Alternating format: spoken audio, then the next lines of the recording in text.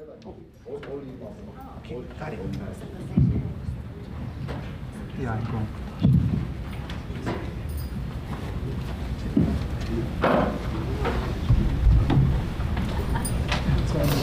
If we could all just take a breath in, out. Akaina Hawaii, lo kahia kulike, olu olu kamana o.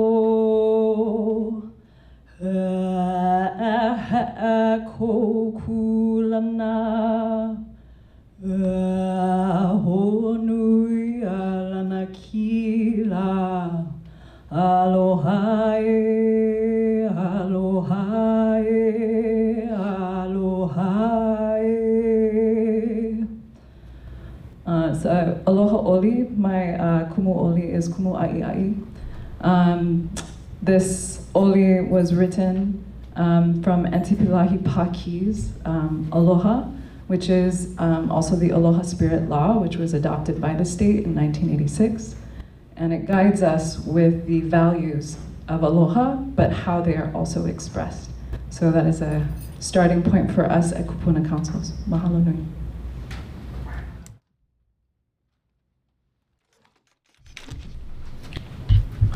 Aloha yahi kākou o nei o kumu kalehua crew ko ke po kumu kia kula e ho makabu ko holauna ana ke ia wahi makolo Hawaii.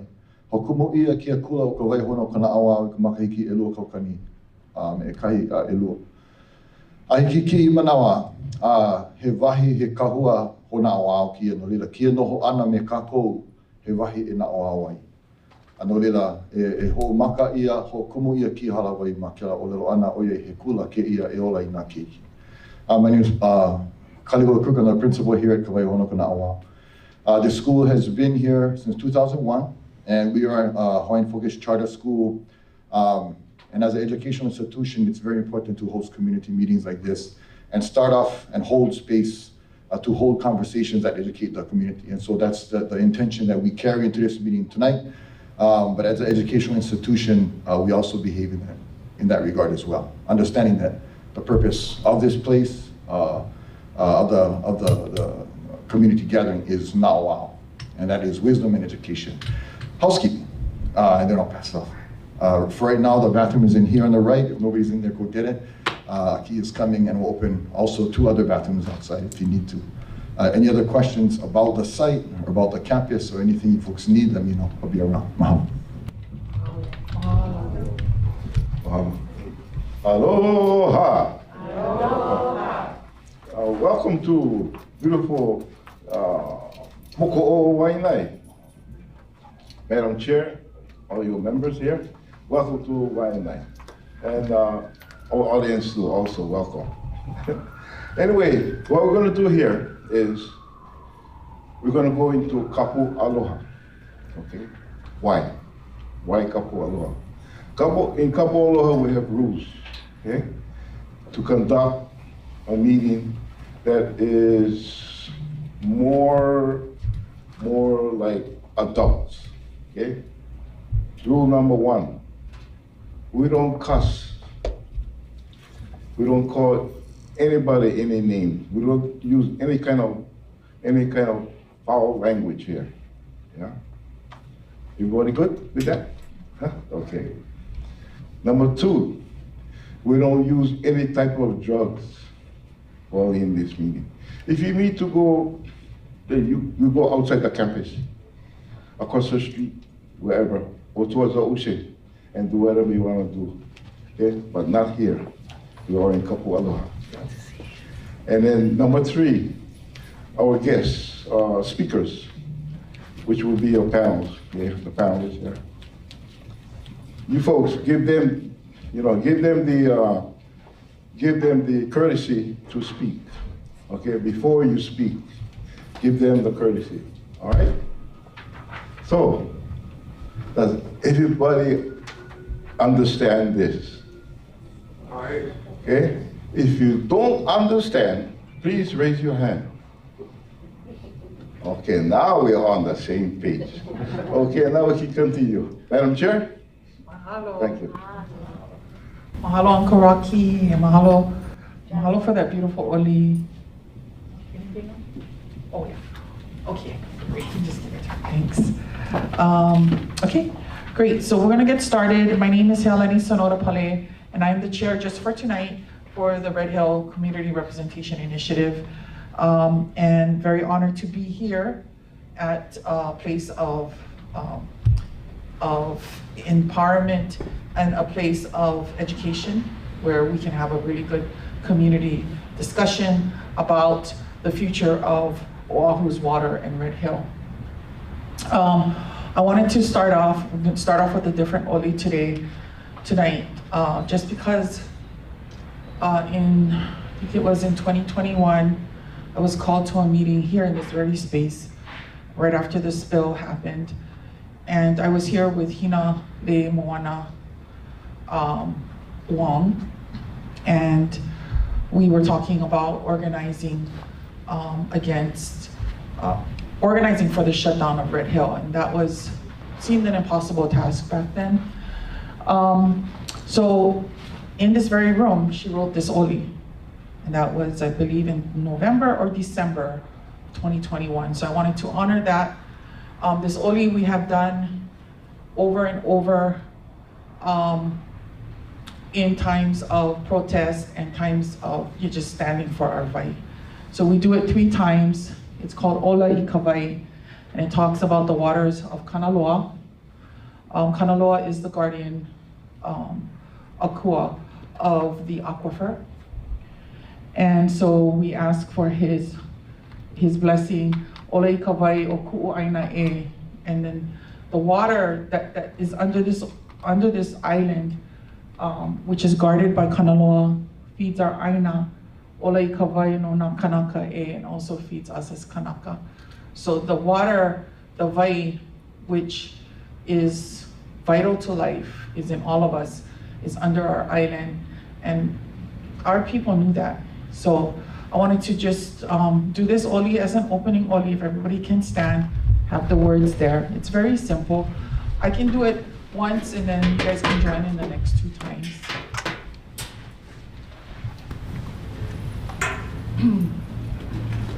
Ola I Kawai o Kanaloa e ola. Ola I Kawai o ku'u aina e ola. Ola I Kawai no na kanaka e ola. E ola. E ola Ola I Kawai o Kanaloa e ola. Ola I Kawai o ku'u aina e ola. Ola I Kawai no na kanaka e ola. E ola. E ola Ola I Kawai o Kanaloa e ola. Ola I Kawai o ku'u aina e ola. Ola I Kawai no na kanaka e ola. E ola. E ola So and that's just to center us on the vai and why we're here. We're here to protect our vai. We're here to talk about issues that we need to talk about to ensure the future of our children and our grandchildren. So mahalo everyone for participating in that. Aloha.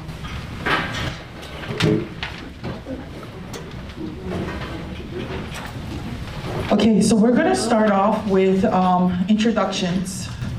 We'll start off with on the table here. We'll start with Susan and we'll just pass the mic down. And then we will introduce who's on the Zoom call, on the Zoom webinar, okay? Mahalo. Hello, I'm Susan Gorman Chang. I'm representing the community and I'm from Eva Beach. Hello, I'm Shannon Benz. I am active duty Navy in my daytime and currently in my civilian capacity, and was the Red Hill Fuel Director in previous time around 2020 to 21-22 timeframe. Happy to be here, and I'm standing in for a CRI member. Hello, my name is Tara Sutton, and I am a resident on Hickam Air Force Base impacted by the water contamination in 2021. I am filling in for Lacey Quintero, who is out of the country right now. Hello everyone, I am Kelani Sonoda Pale. I sit on the Native Hawaiian representation seat. I am here filling in for Marty Townsend, who is, I was unable to make it here, so I'm the interim chair tonight. Thank you. Aloha, my name is Kathy Ho. I am the Deputy Director for Environmental Health with the Department of Health. Hey, I'm Jamie Marinkla. I'm our EPA's 2023 Consent Order Coordinator. This is the consent order that oversees defueling and closure of the Red Hill tanks, as well as drinking water at Joint Base Pearl Harbor. Hi, my name is Claudia Espinosa. I'm an environmental engineer in EPA Regis 9 Drinking Water Section. Thank you. And if I could just briefly, we've got a few other EPA people here. Drew, who oversees the closure, Lynn, who works on groundwater, and Alejandro, who does our public affairs. Claudia and I are actually based in San Francisco. We flew out for this, but they're all based here in Oahu. They're part of our Oahu team. Great, thank you, Jamie. And we have some people on Zoom, so I would like to start with Ilima. Hello, Ilima Picosta. I am at-large community member. Mahalo to everyone who's here. And Mandy. Aloha, everyone. My name is Mandy Find. My family was impacted by the crisis, to include my 13-month-old and my 3-year-old at the time. We were stationed, I'm active duty Army still. We were stationed at Ford Island, and I'm calling in this evening. I've been restationed. I'm calling this evening from Virginia, where it's 11 p.m. at night. I'm happy to be here virtually with you all, and thank you for opening your doors to us. Is there anyone else from the CRI board on Zoom? Yes. I'm Walter Chun. I'm the representative for the public. I'm one of the CRI members. Great. Walters, you're gonna have to turn up your volume too if you're gonna speak later. Thank you. Anybody else? David Frankel, thank you.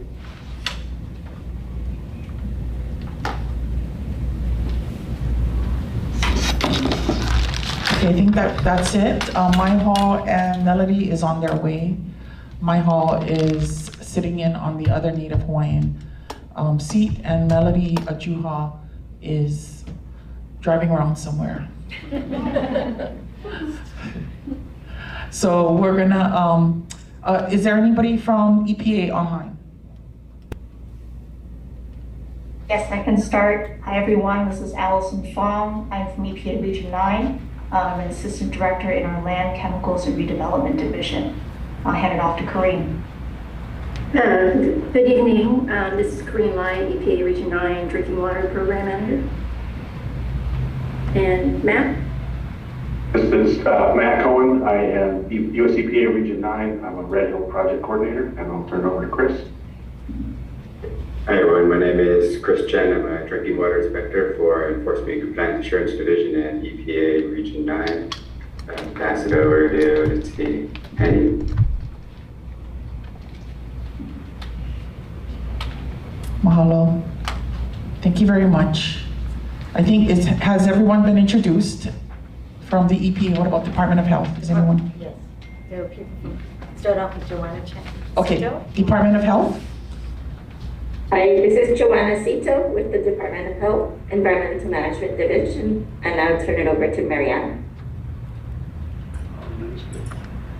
Hi, this is Marianne Rossio with Department of Health, Peter Brent.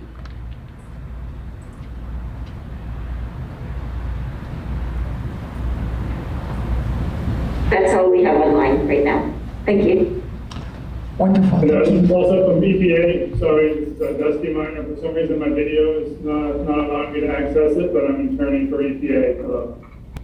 Thank you. Thank you. We're very happy to have the Environmental Protection Agency here and the Department of Health here. The Red Hill crisis is far from over, and we need to continue to have these community discussions. We need this opportunity to start asking important questions and continue to ask important questions. First off, I'd just like to say, please help yourself to the food. It was purchased by Mutual Aid Kalabui and Kalabui, Hawaii. Help yourself, just get up and make yourself a plate, and there's drinks in the cooler. Okay, so we're gonna get started on the agenda. All of you should have got a copy. We were hoping to have Erwin Kuwata, but he had to go to an open house with the mayor tonight. But he did share some information about the Waianae water, and he also shared that there was a workshop here not that long ago regarding the water here in Waianae. But we're here tonight to talk about the Red Hill crisis, and we want to just make that the real focus here because there's so many unresolved issues. There's one aquifer on this island, and all of our water pretty much kind of comes from the same aquifer that is under this island. So we need to focus on the Red Hill crisis tonight, if that's, and that's where we're going to be focusing. Oh, my Hall is here, and so is Melody. Mahalo. Come sit down. Okay, so I want to give it to Susan to kind of wrap up anything from the Board of Water Supply, what they had said. Thank you. I went to did some of you go to the VI convention in May? Yeah. So they covered some of this there, but just there were some questions I know from the Kapuna Council about Waianae water, and so I have. Although they couldn't make it today, they did send me a PowerPoint, and it does say that more than half of Waianae water is imported from the Pearl Harbor aquifer sector. And that's usually in the dry months in the summer. And then also there was a question about, does any water get exported to Waianae? I think specifically to Ko'olina, somebody asked. And I have a report here that says, there is no export from Waianae, just import water and then some of your own. So I guess that answers a couple questions that I knew of, and hopefully we can have a Board of Water Supply person here at our next meeting. Thank you. Thank you. Yes, so our main concern was, is there any connection between the Waianae water supply and the Red Hill or Waiava water supply, and where, is there any kind of connection there? So it was kind of made clear by Erwin that there is no connection. Okay, so we're gonna go to the drinking water update. So we're gonna get an update from the EPA staff regarding the extended drinking water monitoring plan. There was an open house the other night about this, but we will get an update here, but then what's gonna be really different here is you'll be able to ask specific questions about the long-term drinking water monitoring plan that the Environmental Protection Agency is, and the Department of Health has approved. Okay, thank you. So just to kind of tee this off, the Navy had done a long-term monitoring plan, which lasted for 2 years through this April. We felt like they needed to do extended drinking water monitoring, and so they agreed to do an extra year, and they put together a plan.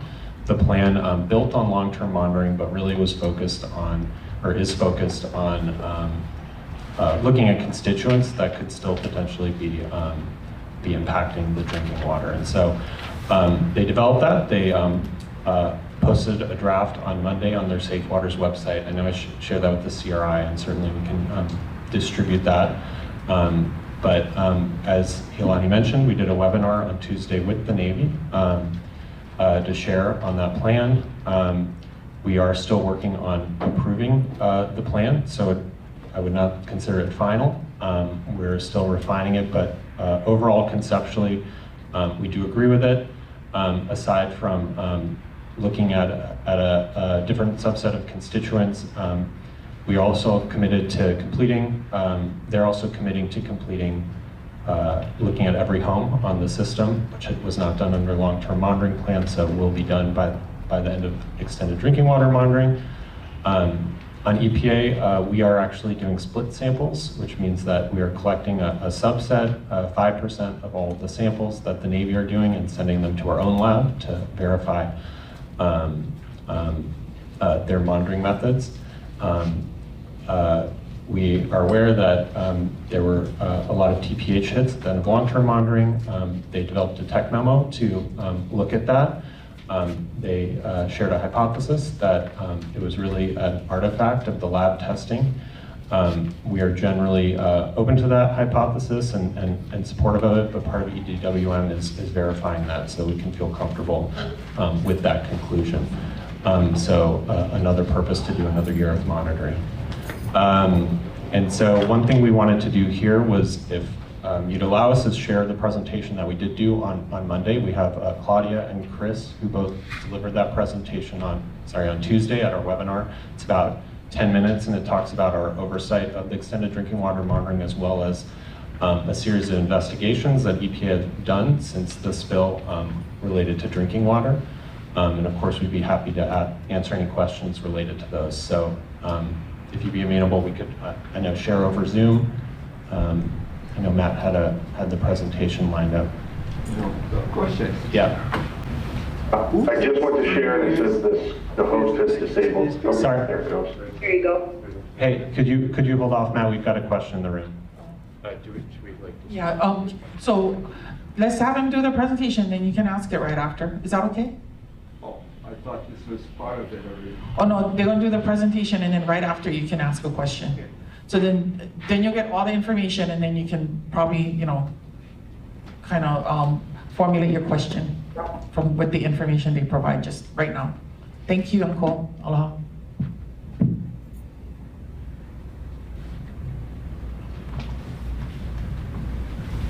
Okay, great. So this presentation mainly highlights the oversight activities and investigation activities from EPA. Next slide, please. So just as an overview of the oversight activities, EPA is providing regulatory oversight under the 2013 Administrative Consent Order, including Navy's compliance with long-term monitoring that concluded in March 2024. EPA also provided comments to the Navy's draft extended drinking water monitoring plan that began sampling in April 2024. Specifically, the drafts that were submitted to EPA on March 15th, May 3rd, and most recently, June 19th. EPA also began split sampling and analysis for selected sites under EDWM to enhance oversight. In addition, EPA conducted independent drinking water investigations and continues to investigate drinking water complaints reported to the agency. Now I'm going to pass it over to Chris to go over the investigations in greater detail. Next slide.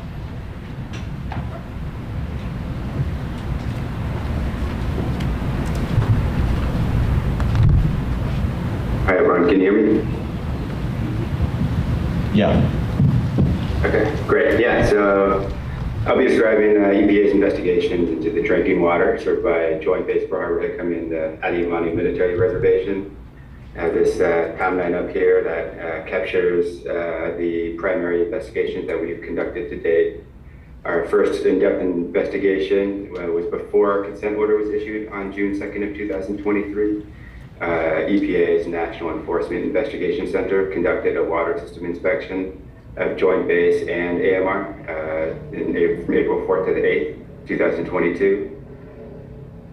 We received a batch of complaints regarding the drinking water served by Joint Base during the week of October 16th, 2023.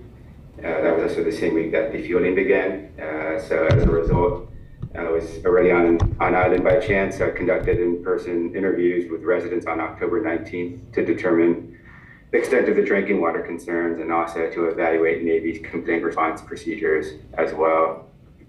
We received an additional batch of complaints in February 2024, and I conducted a mix of in-person and phone interviews with those residents. In addition to the interviews after the second batch of complaints, we requested Navy send split samples for any samples collected as a result of a residential complaint to EPA for independent analysis. And so those samples were analyzed by EPA Region 8's laboratory.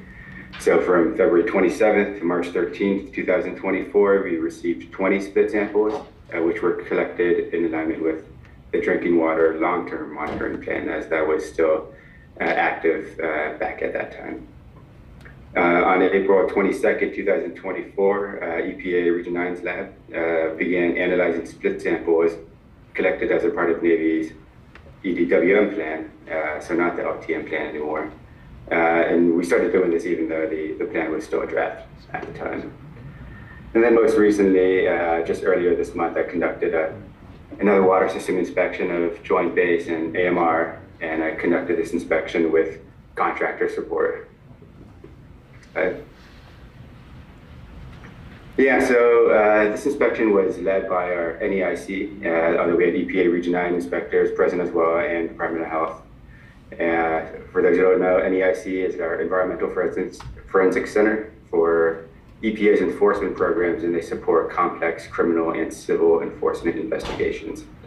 And so the April 2022 inspection identified numerous areas of concern, and many of these were incorporated directly into the 2023 consent order to ensure that those concerns were appropriately addressed. So the slide does not capture all of the requirements within the order that were a result of the inspection, but it does capture some of the notable concerns, including the lack of standard operating procedures for the operaters, lack of a valve exercising program, lack of a flushing program, and written complaint procedures. They found that there was improper storage of the chemicals used for their drinking water treatment, and there were issues with our systems, risk and resiliency assessment, and emergency response plan. Next slide. Yeah, so as I mentioned before, on October 19th, I interviewed 5 residents who expressed concerns with their drinking water. A common theme that was described was some sort of manifestation of skin irritation, such as a rash, and it typically seemed to be associated with bathing. And as a result of that investigation, we coordinated with Department of Health and Navy, and had Navy collect long-term monitoring samples at 4 of those 5 homes. 3 of those 4 that were sampled had TPH detections in the 50 to 70 parts per billion range. We also had some recommendations that Navy needed to provide more training for their representatives visiting their homes, share a one-page pamphlet with some of the most important information so that it was easy to remember all the important info, investigate the premise plumbing and the root cause for the TPH, the sheen, and the stems, and also to provide alternative water to homes while waiting for any sample results or pending investigation. Next slide. So I conducted a second interview investigation in February, interviewed 8 residents from Joint Base, 5 from AMR, and spoke with 8 of them in person and 5 were over the phone. And there were some similarities to October 2023. The most common theme of symptoms that were described was some sort of skin irritation, as 10 of the 13 residents reported skin irritation in the prior 2 months. So, February, January, December, and they all believe that it was linked to contact with the water. 10 of the 13 residents also reported relying on alternative water for their drinking entirely. This investigation confirmed that Navy had attempted to address all of the recommendations from October 2024 investigation, which was good. And we also yielded a couple of additional recommendations, such as including sheen analysis when responding to complaints, an outreach plan so residents are aware of any protections in place from retaliation or reprisal when filing drinking water complaints, and to develop standard operating procedures for how they manage their alternative water and when it should be delivered and how much. All right, and then lastly, I recently conducted a public water system inspection with ERG. That's one of our contractors. And in addition to our normal focus during inspection of the physical assets like the source, the well, the tanks, looking at the operations and maintenance to determine compliance with the Safe Drinking Water Act. Inspection also had a sampling component. So we collected samples for a subset of the analytes that are within Navy's EDWM list. And that included looking at EDB, TPH, some volatile and semi-volatile organic compounds, and metals such as lead and copper. So we collected those samples at the 3 sources, Waiava Shaft, Red Hill Shaft, and Ayahalaki Shaft. AMR's entry point to the distribution system, a few homes, and childcare facilities. On top of that, there was an additional sampling component. We collected PFAS samples at the 3 sources and AMR's entry point to the distribution system. And these samples were more comprehensive in analysis. We're looking at 70 different PFAS analytes so that we can have as much information as possible regarding any potential PFAS presence. Since this inspection just occurred, the reports are still in development, so I can't comment on any of the observations or areas of concern for both of those inspections. But the joint base report will be posted on our website, just as all of our previous reports. That's it, back to you, Claudia. Thank you, Chris. So during long-term monitoring, as a follow-up to resident drinking water complaints, EPA conducted independent laboratory analysis of 20 split samples at the residents with drinking water complaints.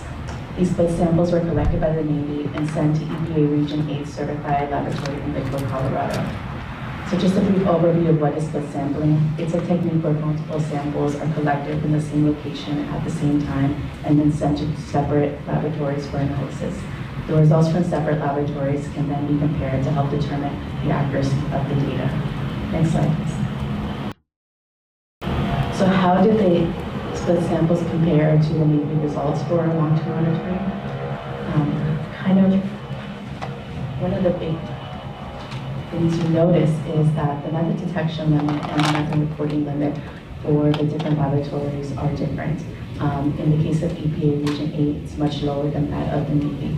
And because of that, you saw differences in the non-detects and detections of constituents such as TPH. So the TPH detection that was seen in EPA Region 8 range from 20.5 to 28.8 parts per billion, and in the Navy they saw non-detect through 51.6 parts per billion. And that was in the diesel range. In the gasoline range for TPH, both did not have any detections. In addition, EPA did conduct a chromatogram pattern analysis of these TPH detections. The pattern detail did not seem to resemble JP5 or other fuel analytes, and the low level TPH detections were likely attributed to residual chlorine surrogate reactions. Next slide, please.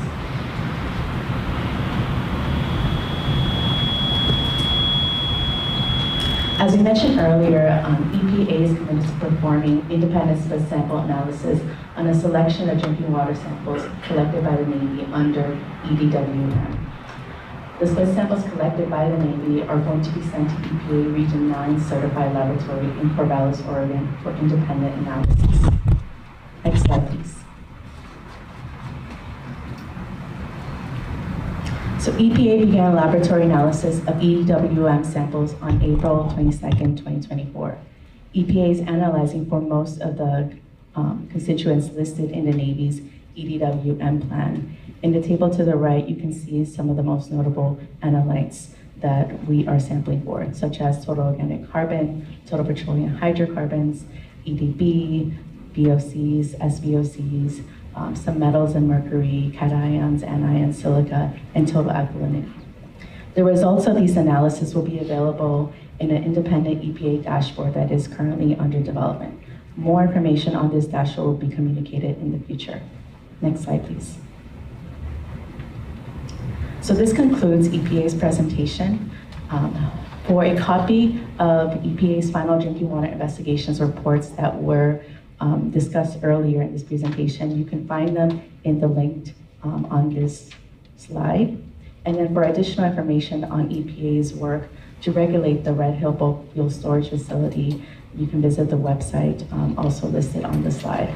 And if you have any questions about EPA's work on Red Hill, you can submit your questions via email to redhill@epa.gov. Thank you.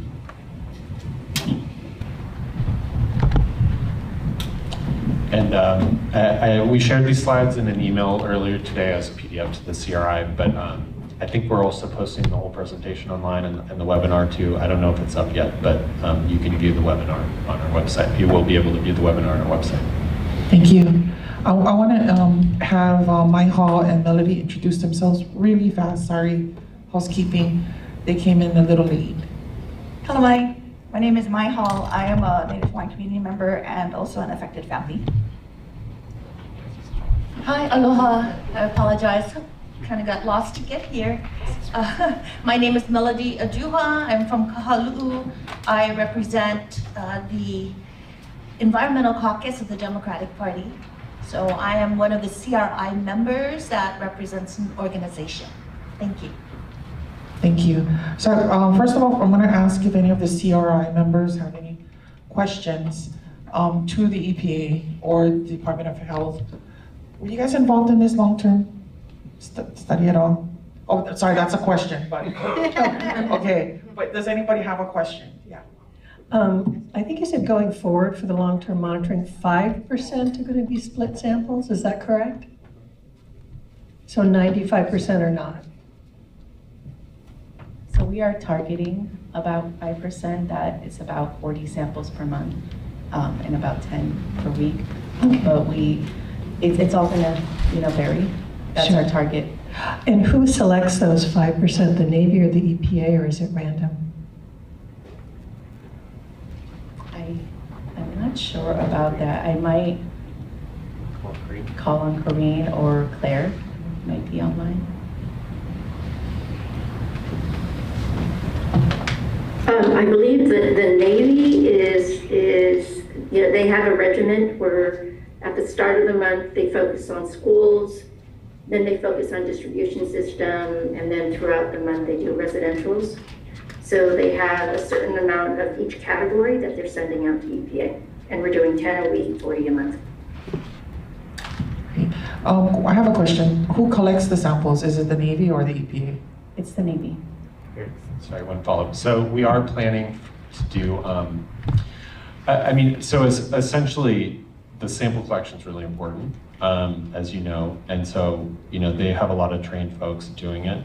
And so we have tried to scope out what it would take for us to do it. We're, especially in our kind of auditing capacity, what we felt was likely the most probably prudent way is to do an audit of their inspection technique, which is something that we're planning to do and might even be more valuable, is to really assess how they're conducting their samples more than us doing independent samples. So that's something that is in the work to verify that.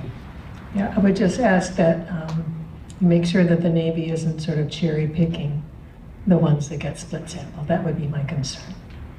Yeah, no, thank you for that input. And of course, they don't, at the time they're splitting them, they don't know what's in that, right? Because we're both doing our analysis in parallel, but they'll be at the source, so they could, still choose perhaps. But thanks for that feedback. Yeah, Shannon, so I would like to ask, why did you wait so long to do the split samples? And are you testing for lead, acetone, bacteria, specifically bacteria that grows in fuel?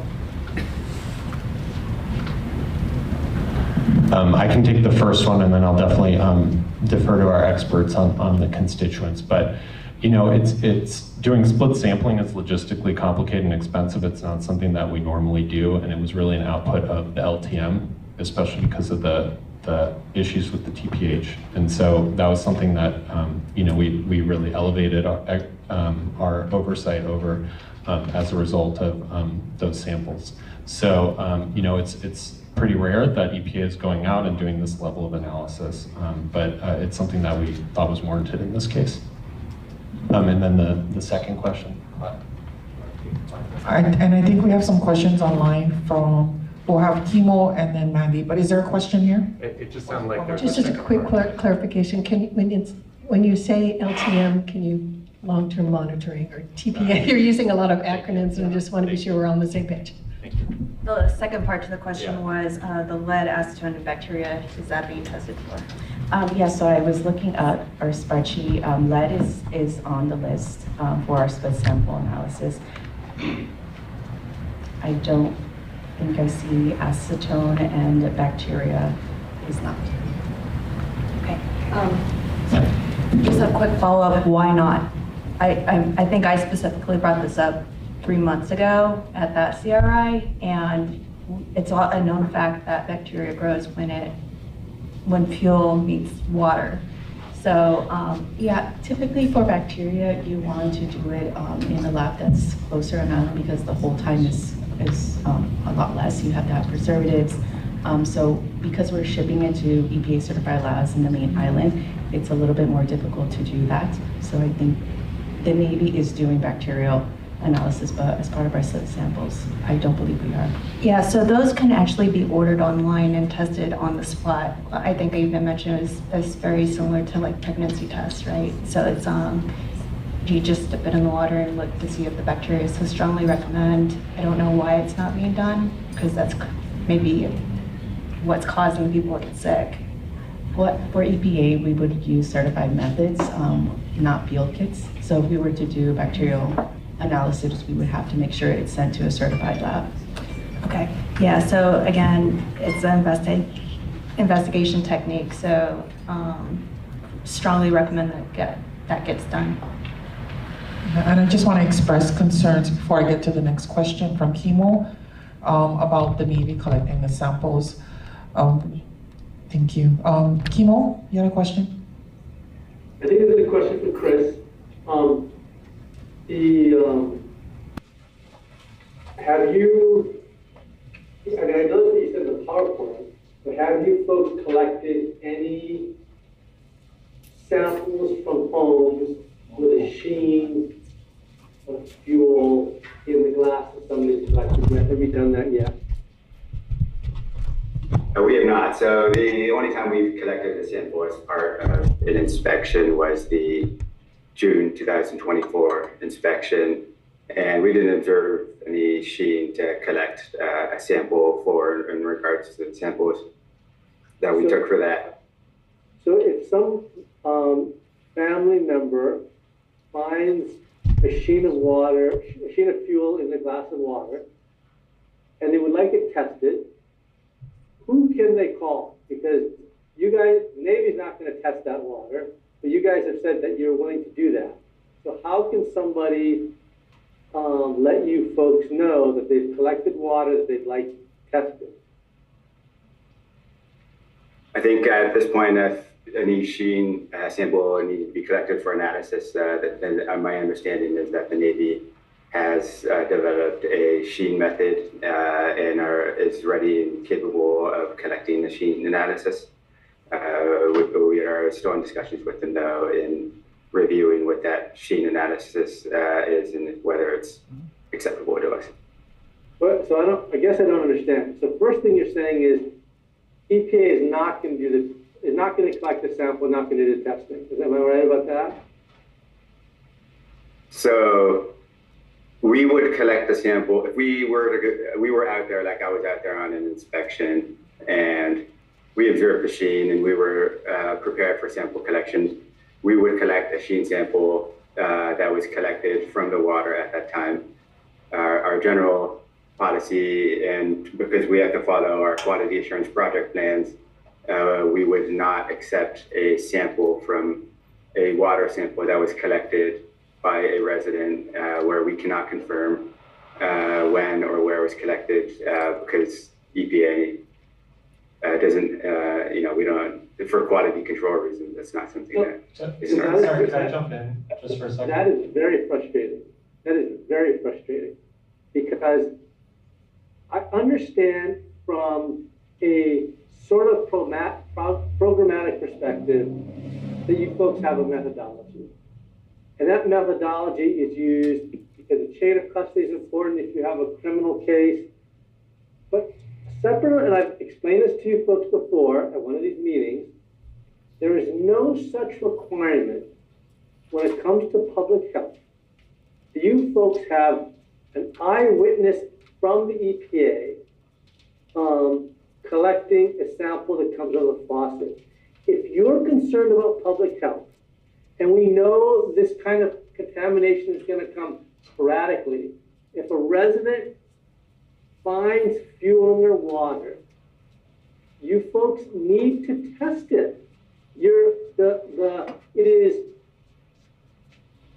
PowerPoint words are misleading because you are not testing the sheens that residents collect. And that's what you need to do. If you want to see evidence of contamination, you need to do that. And it's frustrating that you guys are refusing to do that. Thanks. Could I just jump in to respond? The first thing, just for clarity, I know it doesn't directly answer your question, but Chris did go to houses that had previously had sheens. I know, kind of as you're describing it, if the sheen's not present, it's not necessarily capturing that, but that was a big part of the targeting of his sampling. And then the second thing about, really how do we capture that? The Navy is developing and implementing a water quality action team. I know that's not EPA, but it's something that a big purpose of that is to be responsive when they get complaints and to go out and do rapid testing. We have not actually seen that SOP for that, standard operating procedure that they will be sharing with us. We're still working on finalizing EDWM, but that is a critical component, the sheens. We definitely acknowledge that, and being able to identify and test what is in them is something that we're trying to develop. It's kind of novel process and method, and so we're still working on that through the water quality action team that the Navy's put forward. Thank you.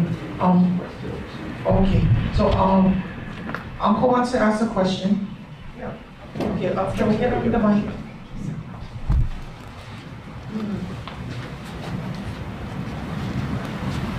Can you say your name, Uncle? I'm Alvin Matsuda. Now the thing is, the first question that I heard before was long term. To me, 3 years is not really long term. I mean, they leaked for decades, and then, oh, we're going to check for 3 years. To me, look, that's not long term. But now the real question is, how is the sample taken, and where is it taken?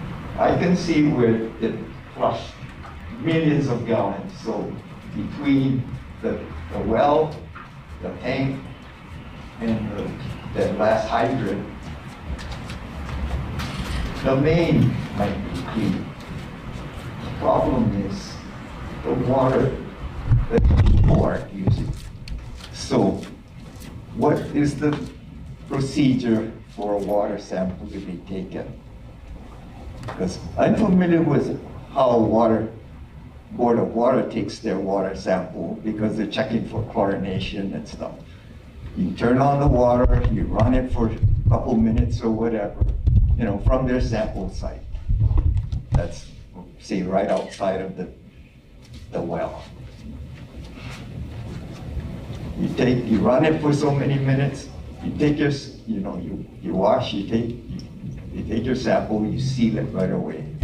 Now, if people are complaining about fuel in their water, you shouldn't be flushing any water. You should be opening the water right off the tap. Because if you're brushing your teeth, you're not going to stand there and run the faucet for 5 minutes. You're just going to turn it on, wet your brush, and dry. Or you're going to just jump in the shower as soon as the temperature is hot enough. You're going to jump in a shower.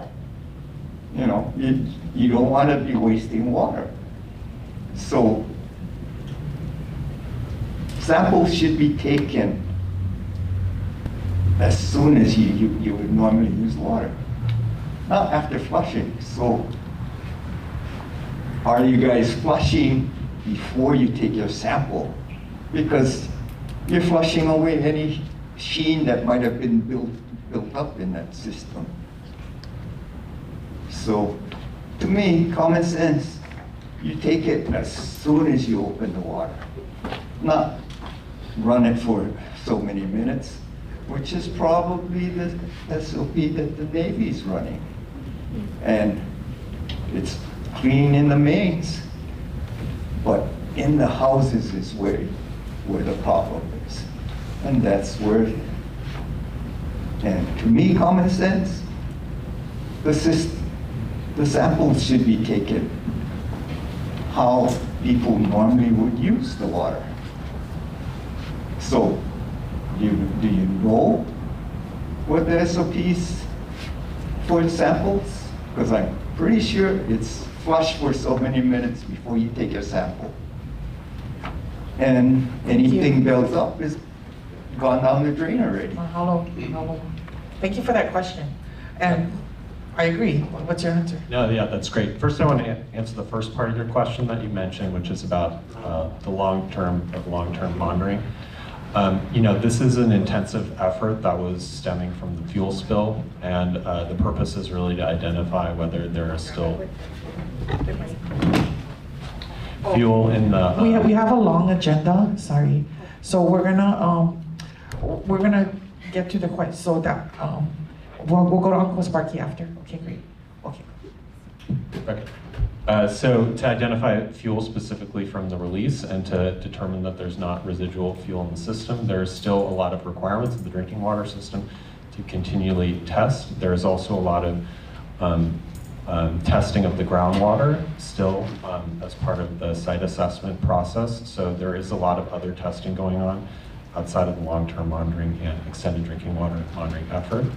In terms of the flushing, I do want to hand it over to our program experts, but a reason why you flush as part of the method is because a lot of the pollutants that would enter into the water right when you turn it on are really introduced in the home, and not necessarily the water that is delivered to the home, but what's been sitting in the pipes in your house.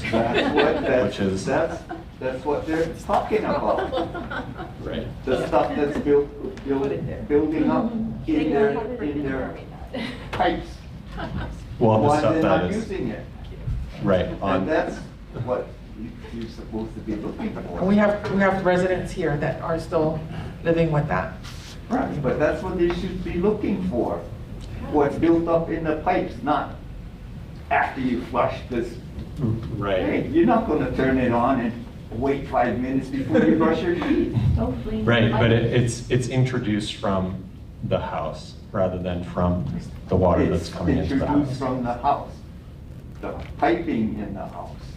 I also want to turn over to our technical experts. Was that Okay, we're gonna have Uncle Sparky. He raised his hand first. No.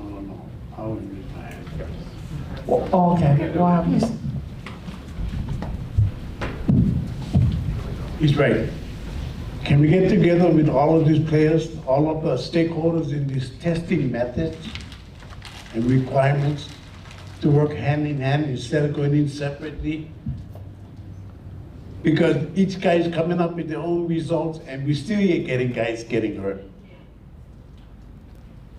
So where's the commonality in this? It's on this panel. You guys cover the lines under the ground through the valleys and the peaks. All of this water gotta get down, and the biggest question I got, how come only the housing on military base get hit? Downtown Hiccup, downtown Pearl Harbor, downtown Fort Island, zero. Everybody drinking water.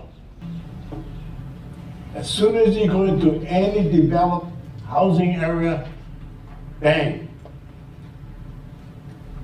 Then when they come to the TV and show a glass of sheen water, they have to have a team that come in there and investigate that, because if it's not coming out of the pipes, but it's in the glass, somehow somebody will deliver or they will put in their own sheen. Who knows? That's part of an investigation. Bottom line, GPH, as the base component of crude oil coming out of the ground. You guys say the thing is too much diesel, too much this. No, TPH is part of the crude oil makeup of fuel. And that fuel is additives, plane flies, boat run, tanks run, vehicle goes. TPH is always constant, it will be present in all of you guys' investigation.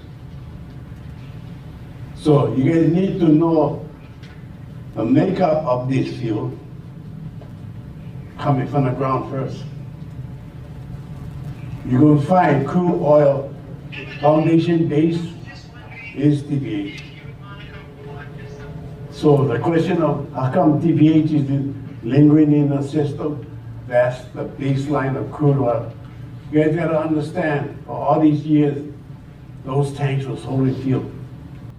So they go and manifest on what exactly they're carrying. In these exact fuel levels and fuel sources they carry, they got the ingredients. So we cannot entertain, how come TPH is who's putting diesel? Let's look at it. You guys need to get on this board on petroleum engineer that knows full on petroleum. We can bring all you guys' concerns down to the minute things, get the right people on the board. Because they're the guys who can orchestrate how we're going to do these methods and how we're going to do them in a way that all the guys on the same test line, get EPA, work with Navy, work with whoever else on you guys' testing team, and do one combined effort test. You guys like do the test? Cannot be 5 guys show up and 5 guys get different readings. Huh? I mean, bottom line. I mean, if you guys need to get guys on this board that knows what's going on, how to read the system. This system of Red Hill is nothing new. It's just the fact I have, in my position, I have to get the eyes of 2023 on a 1929 system. They're coming in with all the crates. Design build, specs, requirements, OSHA covering everything. And you look at all the system that you gotta go into hazard mitigation. Did they ever make them that time of history? Now you have to do it. You need somebody in the tunnel. Pull cameras, take the eyes off. Need somebody to put out the fire. That's why they will upgrade the system. Go on central command, press the button and the system down. Get everybody out. We don't have no issues of losing life on the front end. That was the biggest concern of this DQ. We're going to lose life inside a tunnel with this operation going on. So I need this part, as I see it, I really love all you guys, but we still hearing the same rhetoric over and over, how you guys testing this. It's kind of like, who's running the cage? A lot of things, a lot of mishaps, a lot of everything is just, oh well, that's not gonna fly, especially with the community. Let alone the people that are getting infected. Like I said, downtown, Hickam, Pearl Harbor, and all the way down the line, nobody getting sick. This is a dedicated line coming out of Waiaba, monitoring. That Waiaba pump comes to all of the housing area, AMR, Arizona. It goes all the way to Hickam. Water out of Hickam going into the home is one thing. Testing within the units of the home, coming through the water heater, because If TPH is the component that you guys calling the causing all of this, okay? Put this TPH on the test. You guys go to the lab, put them on the test, and see what kind of chemical reaction it has, because it's gonna affect humans as they consume it or they even get the hot water in a shower. I mean, it's not like rocket science. I mean, you guys should be the top of the line. Thank you. Thank you. And I can just very briefly, so, one test that we run is looking at chromatograms, which is trying to find the signature of what it is, what is causing a TPH hit. And we've looked at that, and one thing we've looked at is it linked to JP5, the 2021 release, and the science that we've seen is that it's not. And so, what is it? And so that's something we're definitely digging into. And you say it's not rocket science, but it does feel like rocket science to me at times. I'm definitely relying on our experts to look at some of these charts, and it's, it is challenging. There's a lot of, potential options out there, but we are, looking at that data, and I really appreciate your input here today. Can I just add a little feedback on that? I hope you're just not looking for JP5 because there's other fuel that was leaked, F24, there was MoGas, you name it, like black oil. So if you're just relying on JP5 censure, then that's wrong. Just like over there said, it's a wrong, bad plan. Yeah. Uncle Sparky. Wait, I just ask one question real fast. So you guys check the box system that you guys using for check this water. Where is the community's input into, besides you and the Navy talking about this check the box, where is the community input on you guys? Sorry, the check the box with extended drinking water monitoring, is that what you're talking about? Yeah, I mean, here we are, talking through some of the stuff. We are trying to get feedback through this, through webinars. The Navy's doing town halls. I feel like I wish we had been talking about it through these forums, and we'll talk about kind of the CRI, but I do really, value the input of experts to look at these plans and trying to get them to you earlier. And wish that, we can refine that process. We really want to finalize it. This, the long-term monitoring plan elapsed in April, and so we've really trying to get this off the ground. Ideally this would go through a rigorous public process, but we're trying to get it in place as soon as possible. It is already being implemented, but finalizing exactly all the parameters of it. I guess the one thing I would ask you guys is that when you guys figuring out this check the box system, try just put your family there in your guys' thought process and think that whatever decisions you are making, that's going to affect your family. Yeah? Sorry, Uncle Sparky. Thank you, Lena. And all really good questions. Thank you guys so much. You guys was here like 5 minutes and you guys get it already. Like this is what we've been saying for every meeting. Okay, go ahead, Uncle Sparky. Forgive me if I offend anyone, because the intention is to do that. We have been the recipient of environmental and social injustice for generations. We are the end of the water pipe. Anything that goes on in town, we get what's left over, or we get whatever is in there. And one of the things that I've experienced in all this Red Hill stuff, I don't trust you guys. I don't trust the military to deliver honest. And the reason they want to get out of this committee is because they want honest, factual information delivered. But they cannot even do that.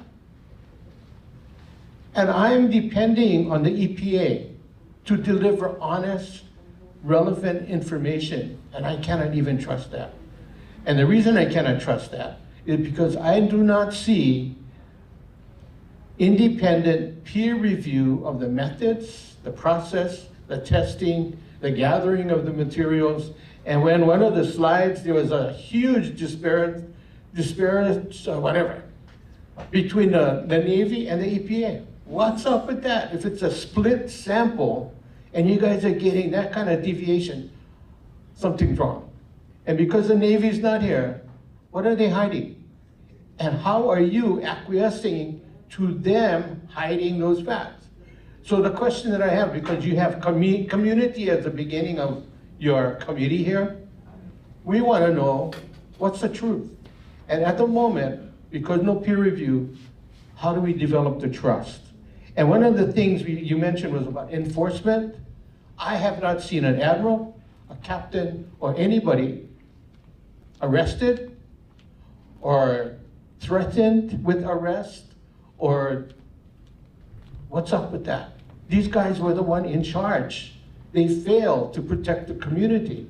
And what's really worse, they failed to protect their own troops, their own families, their own children. So with that kind of failure, what can I expect from them on how they're going to treat my community? Again, we're going to suck olives. There's going to be a lot of no cans or agency separations because you're not working together. I'm interested in what's going to happen to our community. And right now, the water that's coming out to Waianae, we're going to pay more because what the Navy's done. Because now there's one source that has been eliminated from making sure everybody gets water. So we are going to end up in a short end of the stick and having to pay more because of the Navy. They're going to reimburse us? No. Are you guys going to help get us reimbursed? No. We're going to have to just pay more money for the water source that they help pollute, contaminate, and poison us. We are also downstream of all of the ocean, the stuff they dumped in the stream into Pearl Harbor. We're downstream from that because all the current runs this way. So our beaches have been impacted. All the oil that's leaking out of all of their poison sites there, we're being affected as a community. And because you guys are segmenting this process, you're only looking at a box. We live outside the box, but we're affected by what you guys are doing. And I don't feel that we can trust at this point. So I'm asking you, what can we do to help you get peer review? I'm not interested in a cost. I want to know. I want our community to know. I don't want our kids to be Jello babies, in a few generations because of what the Navy has done and what you guys have not done because of your job description. Be honest, tell the truth, and even if they don't like it and you're going to get fired, I would honor you more to take that route than to continue the Potomac two-step. I think that's it. Thank you, that was a lot, thank you. I get more, but I was waiting to be honored. offended. No, I really do appreciate that. Yeah, and we gotta kind of move on, but you had a question, and then but we do have Mandy on the line who's been waiting patiently. Sorry, Mandy. And then we'll have Melody and Tara. Go ahead, Mandy.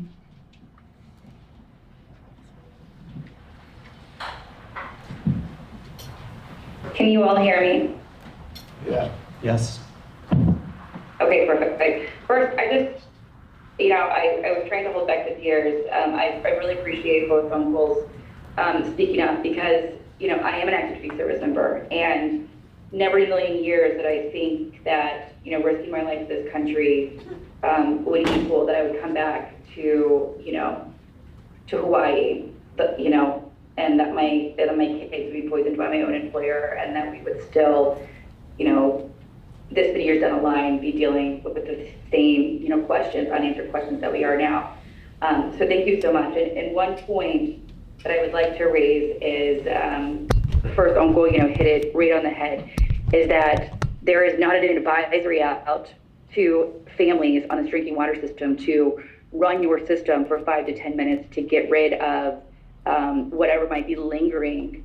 I'd like to highlight that those pipes that you all are talking about, Jamie, you hit it on the head. These are porous pipes. They do hang on to contaminants. We were told to discard of all of our porous materials. The CDCs, where our children were being, in daycare, they had to replace all of those. And I know that because I fought that because my children were in those daycare facilities where all the personal use plastics that held on to contamination were discarded. The thing that has not been discarded and replaced are those pipes in those individual homes. And you're right, we do flush them out for quite some time, and we only test the cold water. Most of us, and I've ventured to that 99.9% of us, do not shower in cold water. And so, to flush the system and to only test the cold water is not truly getting a quality assessment of what folks are genuinely being exposed to. I'd like to highlight that. One thing that, and so thank you for pointing those things out. One thing that, I have a couple of things, but one thing that really stuck out to me in the EPA's brief is when Shannon asked, why have you waited until now to do this sampling? And the first thing that stuck out to me was how much it costs to do this and the expense. And I would like to ask, because I'm familiar with how much money has been allocated from the NDAA and from Congress to this problem set. And so I would like to ask, and if you don't have the answer tonight, then I would like it a do out. I would like to know how much the EPA and the DOH has been given to this problem set to prioritize human health, to make sure that to testing. That's a question. My follow-up question is to Chris Chen. Now, Chris, to be fair, myself, Walter, Sean, and Lacey were with you specifically when you did some of these investigations with the residents. And they wanted us there as the CRI, as trusted agents, if you will, to be there and advocate on their behalf, but also to be like a second set of eyes on what happened.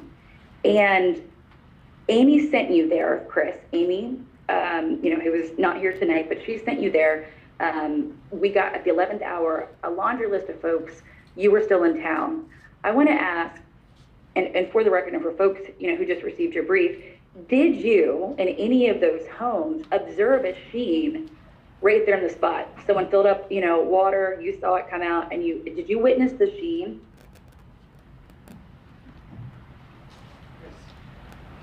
Yeah, so at the last home, we know one of these names, sample was taken from a fridge and put into a nonstick pan, and there was a sheet on that nonstick pan sample. And can you explain to the crowd why you didn't take a sample, or why, if you weren't able to, you didn't send someone to take a sample of Ashley Smith's home, who's been very outspoken about the sheen that continues to still be in her water out on Manana, housing across island? So I was out there, I was not prepared to collect any samples. There's a lot of preparations that need to be done for that, developing the sampling plan and having the equipment. So that was not the intent to collect any samples for that investigation. And do you recognize that a sheen means that there are 5,000 parts per billion of TPH to be able to see a sheen? Can't verify if that is correct information or not. Okay. And my last set of questions is, there has been this downplaying of significance when it comes to the people who are being impacted by this. And I can speak to, let's talk about rashes. That is something that has been, there's been these flyers put out about, that's just like the biggest complaint, rashes. We're not talking, just for the audience and for folks who listen, we're not talking about rashes. My son, who was 13 months old, as I have said, did not have a common rash. I took him to the doctor many a times at Tripler, and every topical solution that they gave for my son for these quote unquote rashes, none of them worked. You want to know why? Because my son had chemical burns. And what I did as a mother to treat these rashes when none of the topical solutions would work, I bought some Aveeno baby bath soap, and you know what I did to my 13-month-old? I sat him in the bath thinking I was soothing him, but I was actually making it worse. These are not rashes that these innocent children and that these people who are consuming and bathing in water, these are burns.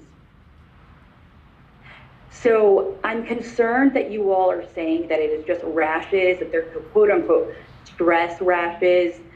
Chris, if you could, because I sat again in a lot of those investigations with you, and I would say, and I don't want to even take my words for it because you're the one giving this briefing, but if you could talk about some of the other symptoms that residents still today express to you in your investigation beyond just, these stress rashes that the EPA and everyone else is downplaying to be the symptoms. Because it wasn't just rashes, right, Chris? That people told you about? Yeah, so I mean, I use the word skin irritation because there was a variety of different ways that people described it. And it was a catch-all for the different types of manifestations that it could be, whether it's a rash. Sometimes you can see it, sometimes people couldn't see it at all, but it was bothering them.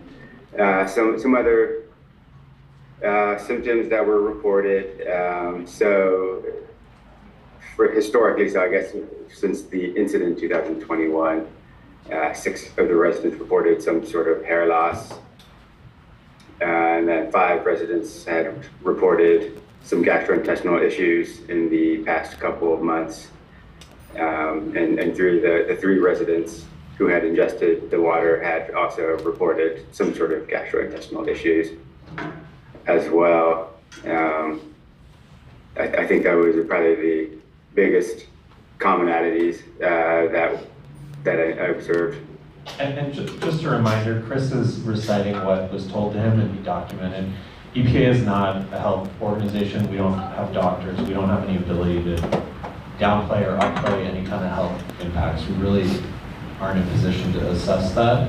We're really there to assess water quality, certainly document, and Chris was able to document that as part of the Jamie, I appreciate the follow-up, but the briefing that you guys just gave us only talked about these minor skin rashes as if that was the only, and I want to be clear that that is far from the truth. And so if the EPA does not report on medical, then that probably should not be in your brief. The last question I have is that this piece of paper that you all gave out talked about other, we've heard everything from these TPH hits could be from gloves, now it's chlorine. We've also heard, and it was on a recent flyer, that it could be even something as common as makeup.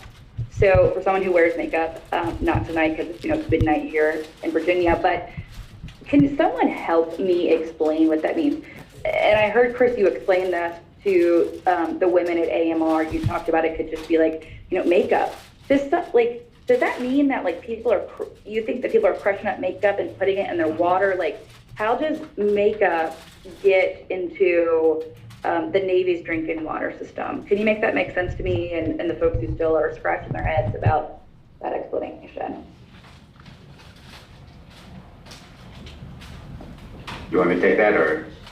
Yes, you're the one that told these residents that it was there. Okay, yeah. So I guess your question is about TPH. And so it captures a lot of different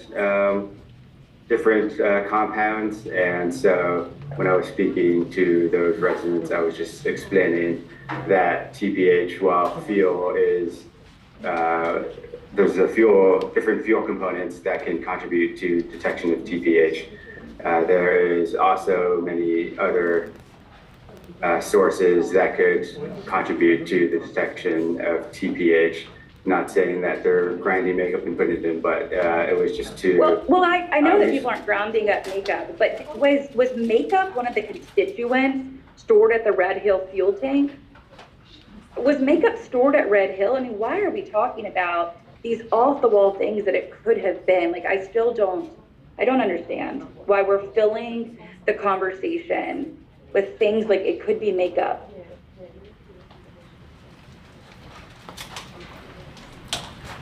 Okay, was makeup stored at Red Hill, Chris?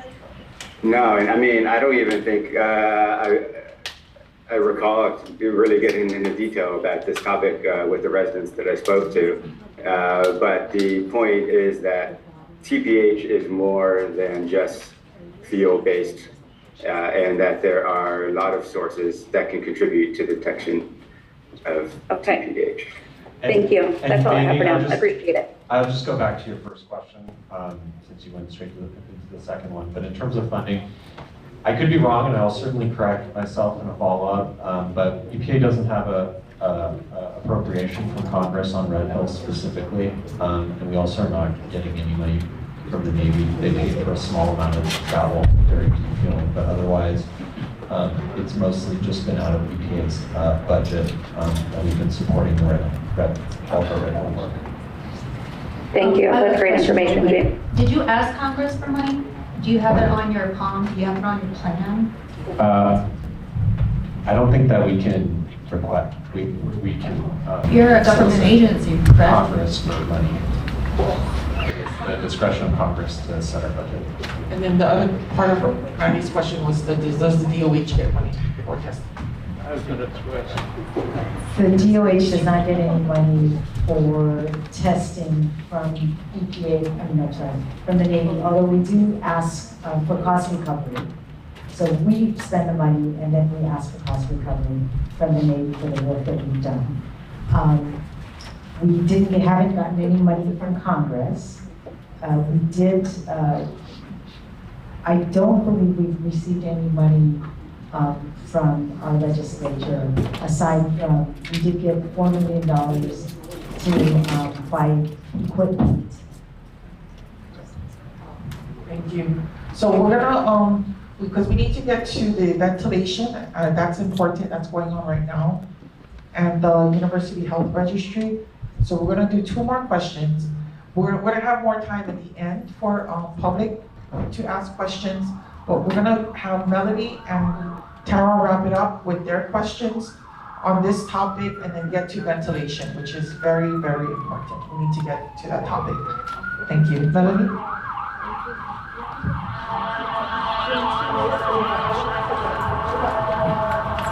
Thank you, Chair.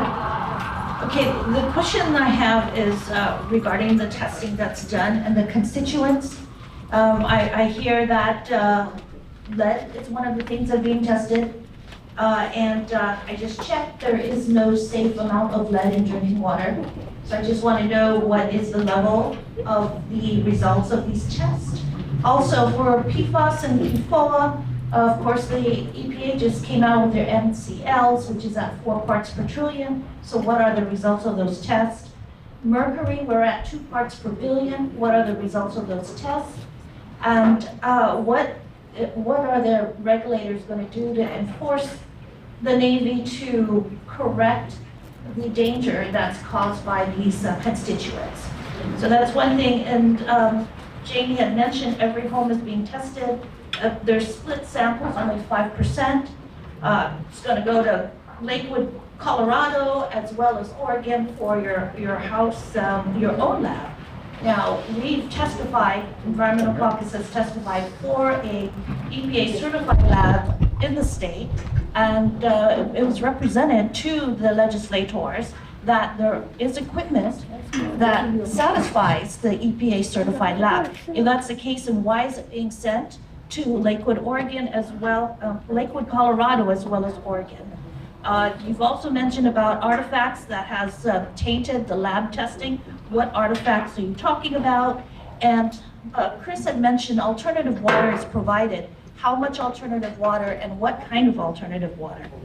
And I think that's it. Thank you. Thank you, Melody. Great questions. That's it. We're going to be here all night. If you can just give real short, concise answers as much as possible at this point. But thanks for bringing that up, Melody. Appreciate that. Sure, thank you. So I'm going to try to remember what the first question was. I think it was about the constituents. Yes. Okay. So I would encourage you to look at the plan, the draft plan that the Navy posted, to look at the list of constituents that they have proposed for EDWM. As far as the results, they have the results posted online for all of the, both the long-term monitoring and some EDWM results available in their website. EPA's in development of posting our split sample results, so that is not yet available, but it will be available publicly. Okay, and then your results will be on the EPA website? It will be in, we're developing an independent dashboard for EDWM split samples. Yeah, you missed that part, Melody. Oh, yes. My apologies. Okay. And then you're sorry. Yeah, I'm sorry, your second question? What was lead, PFAS, and Lead. mercury? What are you going to do about it? That was her question. Yeah. So for lead, I would have to look at the levels. I don't have them off the top of my head, but you're right, there's no safe level of lead. Lead is a regulated constituent under Safe Drinking Water Act, so it would need to comply with the lead and copper rule.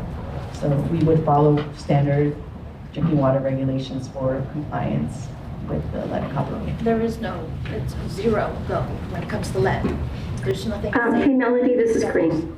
So you had probably perused Safe Water's website and had seen the exceedances of lead and I think mercury. There's one sample that was above the standard, and there were, I forget, a couple of dozen maybe over the course of LTM that exceeded the lead action level. And in all instances, either the standard corrective action would be to flush the tap and then resample and or replace the fixture. And it's not unusual that after system-wide flushing, where you might be scouring the pipes and loosening some of the kind of the protective coating in the system, that you might trigger some deposits. So every single lead exceedance was resampled after flushing, and or the fixture was replaced and then resampled such that it resolved the lead issue. The same with mercury as well. So we have tracked that down to make sure that it came to resolution. I hope that answers your question. Thank you. And then on PFAS, PFAS is not part of EPWM. We did send a letter to the Navy, which I shared with the CRI elected members. Both EPA and DOH co-signed a letter requesting that they monitor source water, all three sources, as well as groundwater for PFAS. And so we are expecting a response by tomorrow, which we can share out. I'm sure there's a lot more we can talk about with PFAS, but thanks for that letter. Okay. And then Tara has a question. This is quick. Back to when Shannon had brought up the field kits, and I recognize that those are not part of the standard testing procedures for EPA, but would it be beneficial, and would it be something that the EPA is able to consider to use those as just a preliminary screening in order to understand whether or not we need to do something other than sending it all the way out to where, Oregon, I think you said, where we wouldn't be able to do those because of the distance, I think, right? So could the field kits be used as just a preliminary screening to warrant further investigation? About bacteria specifically? Right. Bacteria.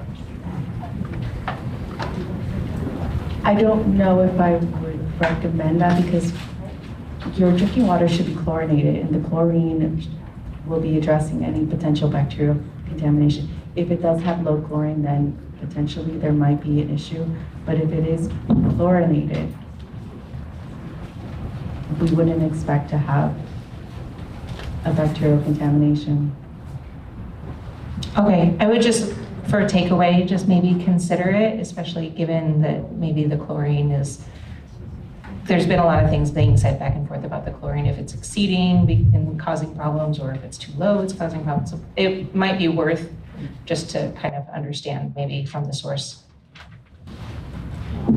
Thank you. Tara, appreciate that. I think field test kits, could potentially provide preliminary results, but I go back to why we focus on approved drinking water methods, because they provide consistency, and part of the collection of the samples are of most concern, certainly about not wanting to cross-contaminate before you even get it shipped to the lab.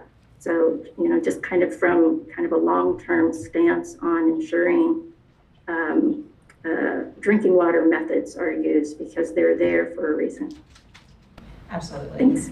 Thank you. I definitely respect the standard tests. I just was thinking to maybe alleviate the barrier that's in place, given the distance of the lab, that might be a thought. Totally understandable. Thank you. So we're gonna move on to the next item, which is ventilation. That's happening right now. It's my understanding. I wanna have that discussion. I wanna make sure we get to that topic. Did you wanna start it off? Okay. So a bit of background.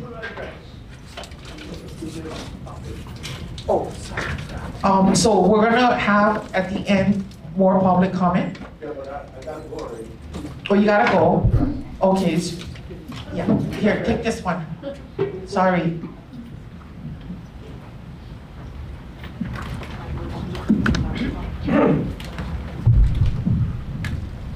Aloha. Make sure you say me. Hey, hello, my name is Ed Warner, born and raised in Nanakuli. I just wanted to say, when you guys, it's really bad and sad in what's happening up right here. Did you guys ever, what kind of pipe system those houses have? Is it PVC, is it copper, is it galvanized? What are we looking at?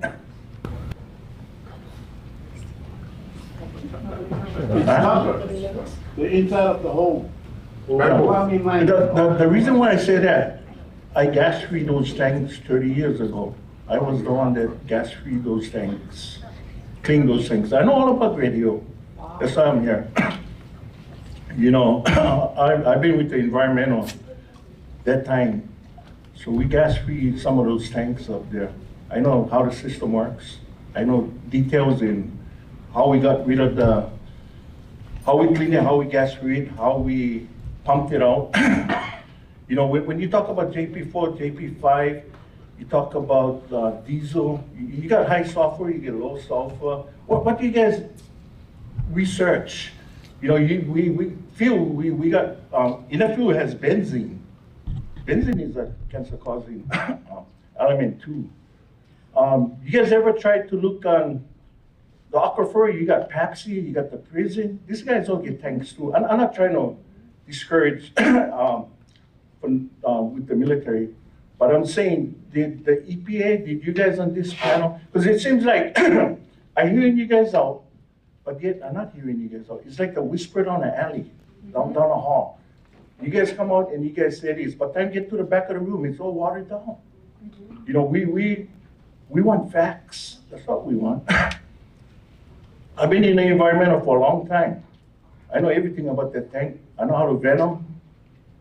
I'm the guy that did them.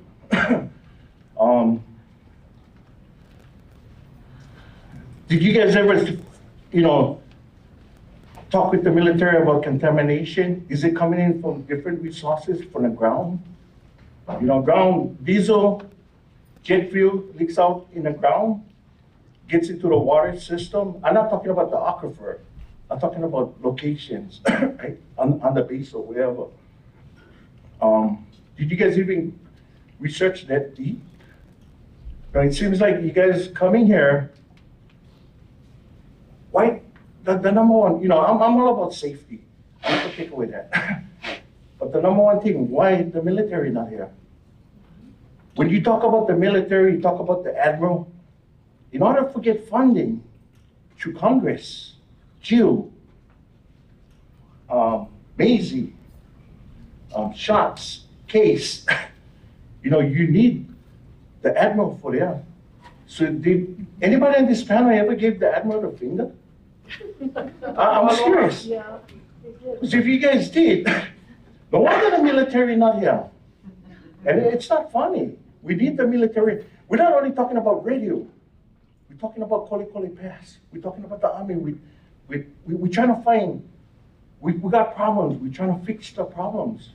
But you guys come in and creating more problems. I'm not here to judge. But if you look at the overall, when people start, especially on Admiral, right? I can tell you right now, the Admiral would never talk shit to Congress. Because where they get their funding from Congress. And if you talk smack to Congress, the Admiral is in deep shit. That's why I don't fool around with Admirals. We need them. We need them, and that's the truth. You guys can say and don't believe me. I know what I'm talking about. I make laws. I got laws to those Hawaii laws. I got laws. I did the Alzheimer's. We got that. I did the minimum wage. We got that. I got my son's law too. That's on law. We got that. And a lot of things I do with the capital. So it's not like I'm here not knowing that, I don't know what I'm talking about, because I can tell you I do. I work with the labor force. We try to keep our people working. We try to create work over here. I know the guys that working on those tanks now. I know the environmental guys that will be doing them. And it's not an easy job. It's some dangerous stuff. So what I'm here saying is, we gotta come and work together instead of downing. We gotta find solutions how we can work together. So, like I said, we don't want it right here now. We trying to, I live in Anakuli. We trying to get an evacuation plan, an emergency evacuation in case we on tidal wave.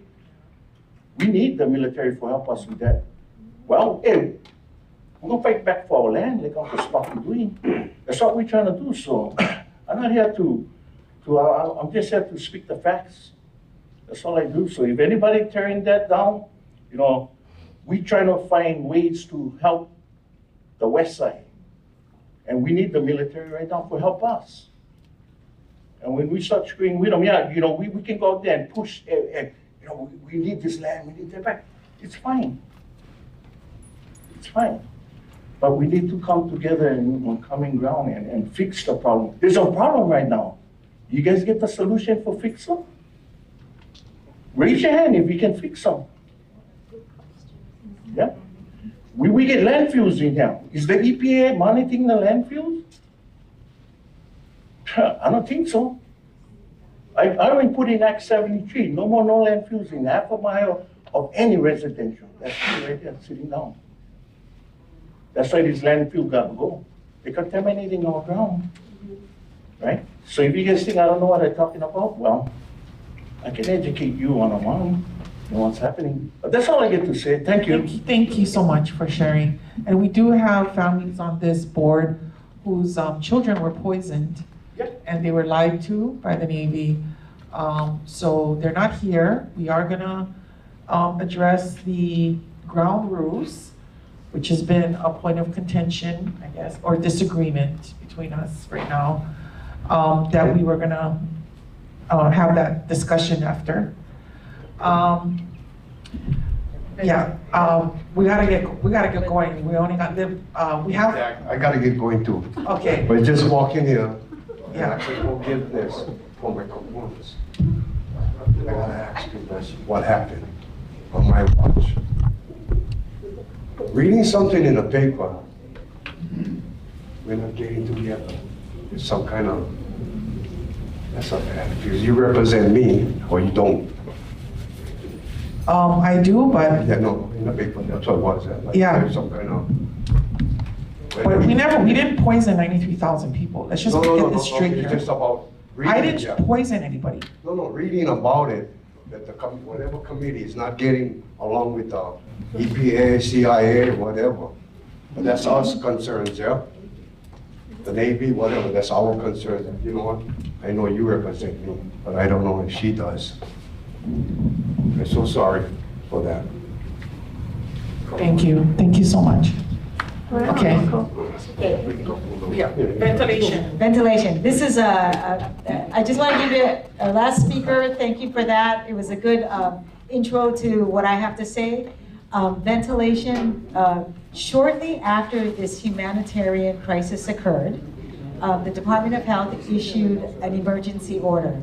In that emergency order, we had the Navy, the federal government, shut down the tanks. And as part of that, they had to do shut down and close the tanks. So as part of that, they had to do a closure plan. And what they had to do was defuel the tanks, and then after that, they have to clean it. But in order to clean it, they have to degas it, or get all the gas out of the tanks. And so that would require ventilation. As a result of one of our CRI meetings that the Department of Health has been coming to, we heard from the community that the community was concerned that the Navy was not going to be looking at what is coming out of the gases coming out of the tanks and whether it was going to be protective of public health. So we heard that. And so as a result of that, we approached the Navy and asked the Navy to do a monitoring plan. They didn't have to do it. Somebody had asked us, why aren't we requiring them to put scrubbers or other things at the top of the stacks to clean the tanks, clean the air as it comes out? There's no regulations for the Department of Health, that we can do that. But what we can do, and what we did do, is we required as a part of the closure plan that they do a monitoring plan. And again, you know, the Navy balked at that, but they ultimately, we ultimately prevailed upon them, and they had decided that on their own that they would do a monitoring plan. So so after the monitoring plan was created, they had to do 9 monitoring stations. And so they're measuring the gases that's coming out of the tanks. And so there are 3 criteria in which we're going to stop degassing. And that is if the total VOCs of the 9 monitoring stations goes above 38 parts per million in volume in a 1-hour time-weighted average, they'll stop that. If the exhaust vents go above a certain level, and if the exhaust vent exceeds a certain emission rates by a certain amount of pounds, they're going to stop immediately. Also, as a result, as a result of hearing your concerns, they are putting in near real time, about an hour or so after, on their website the air quality of what's happening in the degassing. And what we're requiring them to do is to degas not all the tanks at once, but we want them to stagger the tanks so that one tank will be degassed, and then the next tank will be degassed, and then the next tank. So it's not going to be all at once. And that's so we can better monitor what's coming out of the tanks. I'm happy to report that as of May 30th, when they began degassing, that all the 9 monitoring, 9 ambient air monitors were revealed that there were no real impacts. There were no impacts of the air quality, and that it is essentially background air. So you can look at where, you know, one of the things is someone asked, where, and I asked my staff, where are these air monitors? And these air monitors are around the perimeter of the facility. They're also, there is a monitor or 2 at the prison, which is next door, and there is a monitor near some homes. You can look if you're interested. We've asked that the Navy put the plan on its website, so you can look there. That's all I have to report. Thanks. Question? Thank you. So we're gonna, Walter's been having his hand up for a long time. I'm gonna have Walter ask the first question on the air monitoring. This was something that Walter had brought up about why can't we put air filters as the gas is coming out. And I wanna just say that after our discussion from the last CRI, after we brought up concerns about Halaba Prison, 700 residents in Halaba Prison there, after we brought up concerns, they did address the issue about evacuation and making sure that there is a monitor at the Halaba Prison. So I'm gonna have Walter ask the question next. To the Department of Health, thank you for the letter we received the other day regarding the venting and the monitoring plan and everything. Walter, can you fix your volume and make it a little higher? Sorry. Is there a way you can use a mic or? I don't know. Is this increase better? The volume. That's better. That's better. Yeah. Okay. So, Kathy, thank you for the letter that you sent us about the venting and the degassing and the air monitoring plan. I was able to look at some of the information on the website, but we still need some time to look at the rest of the air monitoring plan and that kind of stuff. But I wanted to comment on both this one, and you heard from members from the public a little while ago talk about the water and the what's in the water and why can't we fix the problem. And I think one of the main concerns always is if we're gonna allow people to be exposed to different things, whether there's a regulatory standard or not, you have to let them know. You have to tell them they're gonna be exposed to certain things. If you believe that what you're exposing them to is not gonna cause any health effects, you need to tell them that as well. So our concern with the venting is still a concern, is that you guys have established monitoring levels that if we get to exceeding these levels, they have to stop. Well, at that point, people have already been exposed. And so when we look at these different levels that you guys have selected, and I don't really have a problem with the levels that you selected, my problem would be, what is the effect to the children, the schools downwind of the venting? So whenever we have exposures, whether it's in the water that they're drinking or whether it's in the air that they're breathing, that's the concern. What are they being exposed to? Have they been notified? Are you telling them what the health effects are, so that, and if there's any protective measures they have to take? But definitely, what are the health effects? So a lot of times when we take these individual monitoring plans, whether it's water or the air, you realize you are exposing people to some contaminant, especially in the drinking water right now. We don't even know what they're being exposed to. We just know what the health effects are. And we know that we're doing all kinds of investigations and not getting any place. So the uncles that spoke earlier hit the nail right on the head. They're just saying, you know, we're doing all of these investigations, we're saying all of these monitoring things we're doing, but you're not addressing the problem. And so those are the concerns we would have. Up till now, and I guess I looked at the monitoring data for the venting of the tanks, I really can't tell a whole lot from what's posted on the website, so hopefully they're gonna upgrade it and provide more information. I think that's all I have for now on the venting. Thank you. And I'll just add one more question to that ventilation. Has the residents been notified that this was happening, and how have they been notified? So both the both the DOH and the Navy issued press releases about the venting. Wasn't it after the fact? After you started venting, then you stated that you were venting?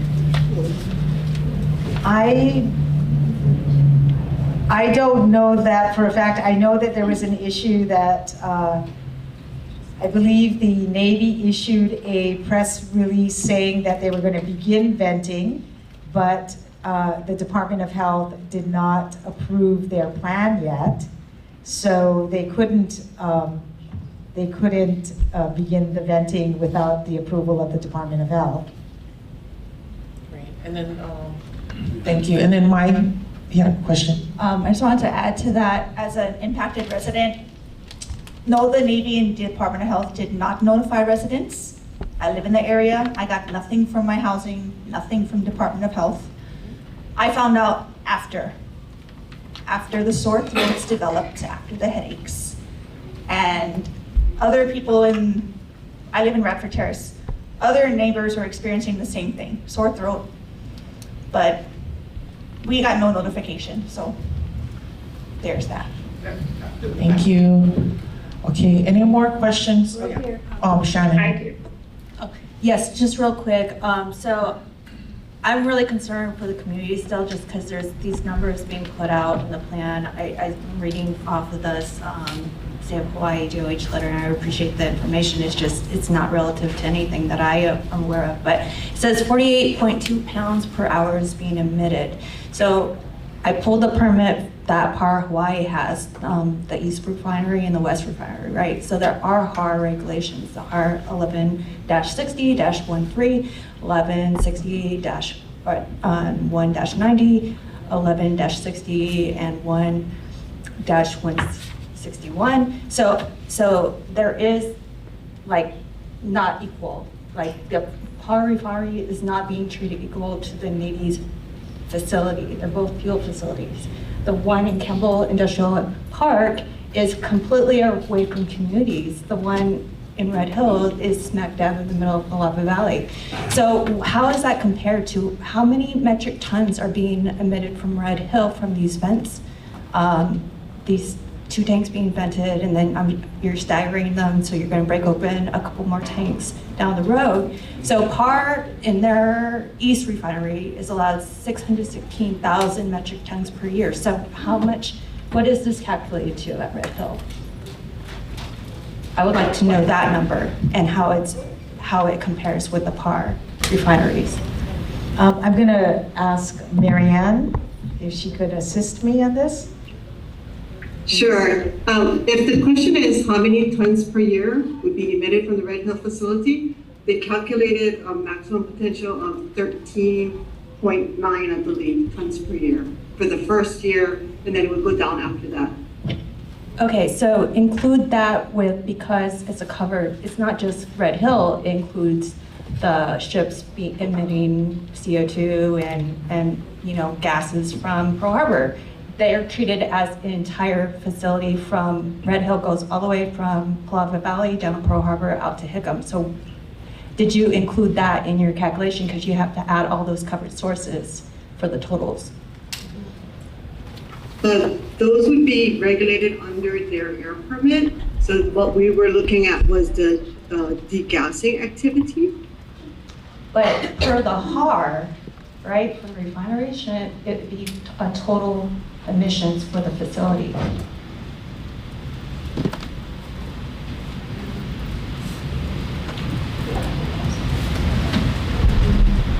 So I request a due out on that, if possible. I have a question. Yeah. Okay. Wait for the mic so people can hear you. Not like you need it, Uncle Ben. The concern about Delhi, I can see you guys and I understand, I get it. But if something go wrong inside those tanks, you ain't gonna get on mountain. Everything going. Okay? We're crying up over crumbs that can come out. But the big chunk, if one tank go, it's domino action. You guys talk about all these throwing numbers out there. Once you get into the environment and a mechanic comes, it's gone. But inside that tank, if we let this thing accumulate during the operation, we over. We're down in the dominoes. So you guys need to really think about this. You guys are looking at our 1929 system. How do you think you guys are gonna apply 24 requirements to this? So you gotta get an industrial hygienist. They coming in there, the guys going, that's their job. They gotta figure out how they guys gonna ventilate this, how they gonna ventilate them.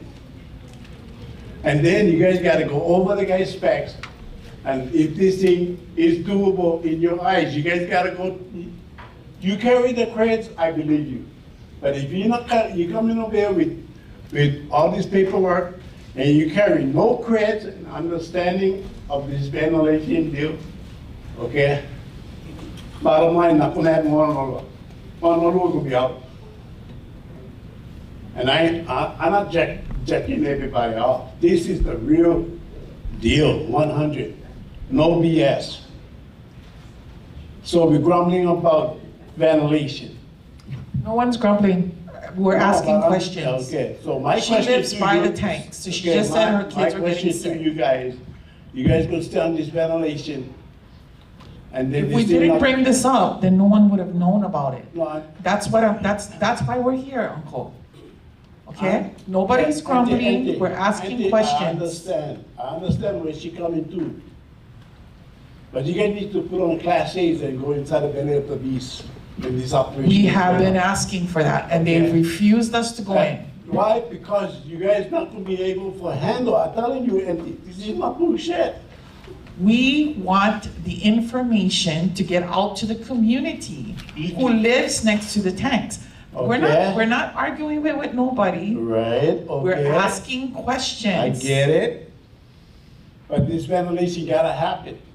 You guys put in. We're not all the- arguing that. No, you guys put in. Why was the this thing is public coming not out with the notified numbers. of the Okay, ventilation? Explain all the numbers, and only one can explain to me. Nobody on this board can explain. It's going to be on industrial hygienist. Engineer, are you an engineer? Sir, I emailed you, sir.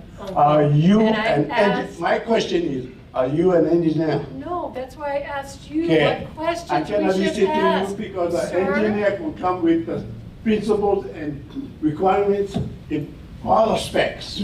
There's a million people that live on this island, and I'm just saying, we're asking questions.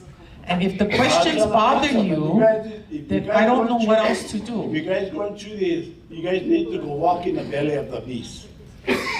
You're saying that, and then You you're guys saying wouldn't that be we're not gonna know what talking we're like this. doing. You guys So- wouldn't be talking like this if you guys in the middle of the operation, in the tank.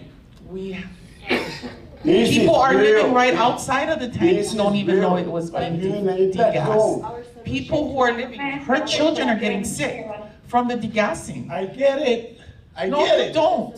No. Did you go to her house? Okay, so explain this to me. What is the mechanic?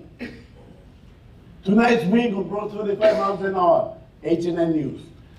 You know how much wind that takes for Do you 25 want miles us an hour? to keep, do you want us to keep silent and just wait? No, I'm just till- telling and you guys. wait for the You Navy guys, to give us the you information? guys are going to the They lied tonight, ventilation. they poisoned Yeah, I'm just 93,000 saying. residents. And then they lied about it, and then they didn't give out the information. So is this a question, or is this, are you haggling us here? We're asking questions here. You guys can't handle us. You're not asking a question, you're telling us we're arguing, we're asking questions. May I please ask a question?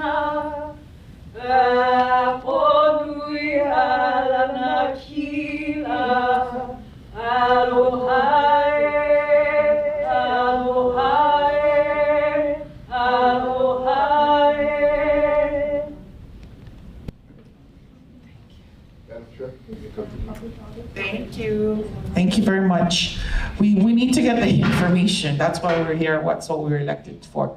Who's next? Mandy's next, thank you. Can you all hear me? Yes.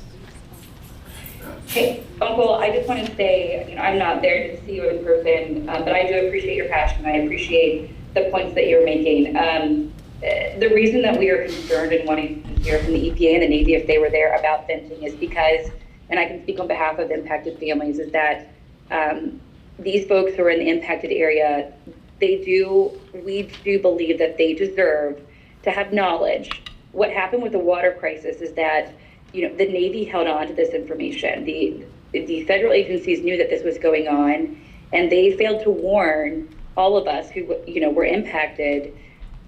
And so we didn't have that knowledge, we didn't have that information to be able to make informed decisions, to be able to protect our families. And so on the CRI, community members that are in the impacted areas have heard about these venting operations, and they want to know when venting is happening. That way they have the information to say, hey, if I don't want to be at this, if I know that this venting is happening on this date, maybe we'll take, a trip up to the North Shore or to whatever to be out there. That way we can be a little bit more vigilant with our health, with our children's health. And so that's why we are really concerned and are bringing these questions, to the EPA and to the DOH, because these folks were not given that opportunity before. And so we want to make sure that history does not repeat itself and that the community at large is informed on what's going on. So I hope that better explains as to why we're asking the question. No one here, especially me, is not claiming to be, an engineer. That's not my area of expertise. I, as one of the 10 CRI elected members, represent impacted families, and that is a concern that is coming out of that population of folks that I represent. So my question to Kathy is, first of all, I really appreciate you guys listening to our concerns. I do. But speaking on the, how we're getting on information, we would not have known, we as a community would not have known about the venting operation starting had Joanna Sita not called me in the middle of our internal meeting that we were on with the EPA that we do every week on a Wednesday. We would have had no idea. And here's why, because once again, the Navy is not putting out that information at large. When the water crisis was out, they were done denying and lying to the community, we were informed in multiple ways. It was on their Facebook, it was posted all over social media. Housing offices put out, they have everyone's email on that drinking water system and in the affected area. Emails were sent out, hand-delivered notes were received to people's door. Right now, the only thing that has happened is, you're right, a press release was sent out prematurely, prior to you all even in approving this plan.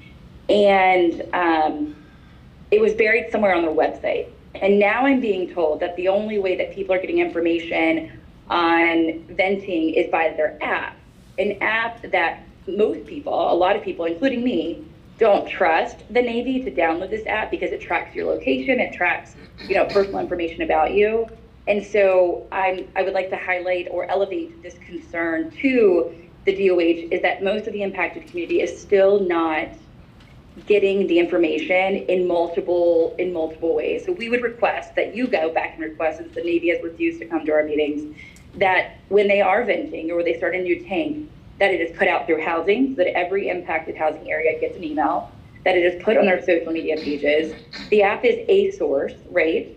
And then a press release goes out. That way there are multiple streams of information so that we are reaching the mass. That way people, again, can be vigilant with their health and know what's going on.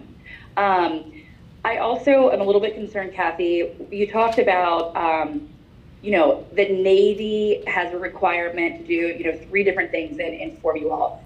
But are we just taking the Navy's word for it? Does the EPA and the DOH have a person on site monitoring these people? Or are we once again relying on the Fox, which is the Navy here, to protect the hen house? Are we just taking their word for it? These folks who have not shown to be good stewards of the profession or the environment, quite frankly, they've had a history of being dishonest with this community. And so are we just taking their word for it? Or do you actually have folks there to validate what it is that they are telling the public? And then my last question, and this is the last one I have, is, when I read that you all approved their venting operations plan, it was based on a modeling that the Navy had come up with. And I want to be clear, was there anyone else that was involved in that modeling, or was it just the Navy? Because I know that you made a very bold statement, which we appreciate, said that you actually did not agree with the Navy's modeling when they said that not everyone on the drinking water system, to include Fort Island, where my family was impacted by the water crisis. The Navy said that. They've continued to say that there were certain areas, Pearl City Peninsula, Monona, Catalina Beach Homes out in Iroquois Point, Fort Island, and a couple of other that were not impacted. Based on their modeling, they said it was not possible. You all, the DOH, disagreed with that. But now, in the same breath, you are agreeing, or you are trusting their modeling for this venting operation. And I'd like for you to kind of talk us through why you trust them now with their modeling and you didn't trust them with their water modeling. Thank you. So, we had worked with EPA, DOH and EPA worked together with the modeling. So Drew can answer, and then Marianne, if you have anything else to add, that would be Yeah, Drew Stees with EPA Region 9. I can't speak to the modeling. I'll leave that up to DOH is on there. But to Mandy's first question about providing oversight and how we're trusting the Navy, myself and other individuals from DOH are on site during ventilation. We've been invited by Navy to take a look at their continuous monitoring of their ventilation stack. And then when we're not there, we receive hourly data sets that are emailed to us that just pretty much the continuous VOCs that are collected from the ventilation stack, as well as the 9 air quality monitoring stations. Thank you. Mandy, I'll take back your comment on getting the Navy to do a wider broadcast of the venting. Marianne, I don't know if you have anything else to add. Yeah, I can talk a little bit about the modeling. So the model that we require the Navy to use is an EPA approved model that we use for our permitting, and it's a standard model. when we got their model, we reviewed it and checked it, and we ran it ourselves to also verify it. So hopefully that answers your question on the model. But is it true that you didn't agree with their modeling, which said that, they come up with a model that said there's no way that certain areas were impacted by the water, and you guys have said in a statement that you didn't agree with that? Sorry, I can only speak for air and the air model that was used. Maybe someone else can speak with water. Yeah, Kathy, that statement came from you, so are you able to? You know what? I don't see Dennis on the line. Or is Dennis on the line? I'm here. Okay, The Dennis. question is in regard to the hydraulic model. Yeah, the DOH has said recently that they did not agree with the Navy's modeling when it came to water, and their statement that they've made that, not all residential areas were impacted by the water crisis. They've maintained that. The DOH has said we didn't agree. The DOH, meaning Kathy, it came from Kathy, did not, and I imagine Dennis, based off of your analysis, did not agree with that. Which, most of us who were impacted in those areas would also, agree with that as well. So if you're not, if you're not agreeing with the Navy on their water modeling, why is it that you trust the Navy's modeling when it comes to air and the protection of human health? It's two separate models, right? So so I can only speak to the hydraulic model. Yeah, it's a look back. It is calibrated. It has to be calibrated, properly calibrated, or we don't feel that it was, because they don't know what the pressures were throughout the entire system. But what's more important, when they come up with a result and make those statements, what we also look at is the complaints. And we're not going to ignore the complaints, because that's very valuable information that's acted on. And so you can produce a model. It's a theoretical thing, but you have real data from people calling in saying they got, they're getting sick, and that's something we're not going to ignore.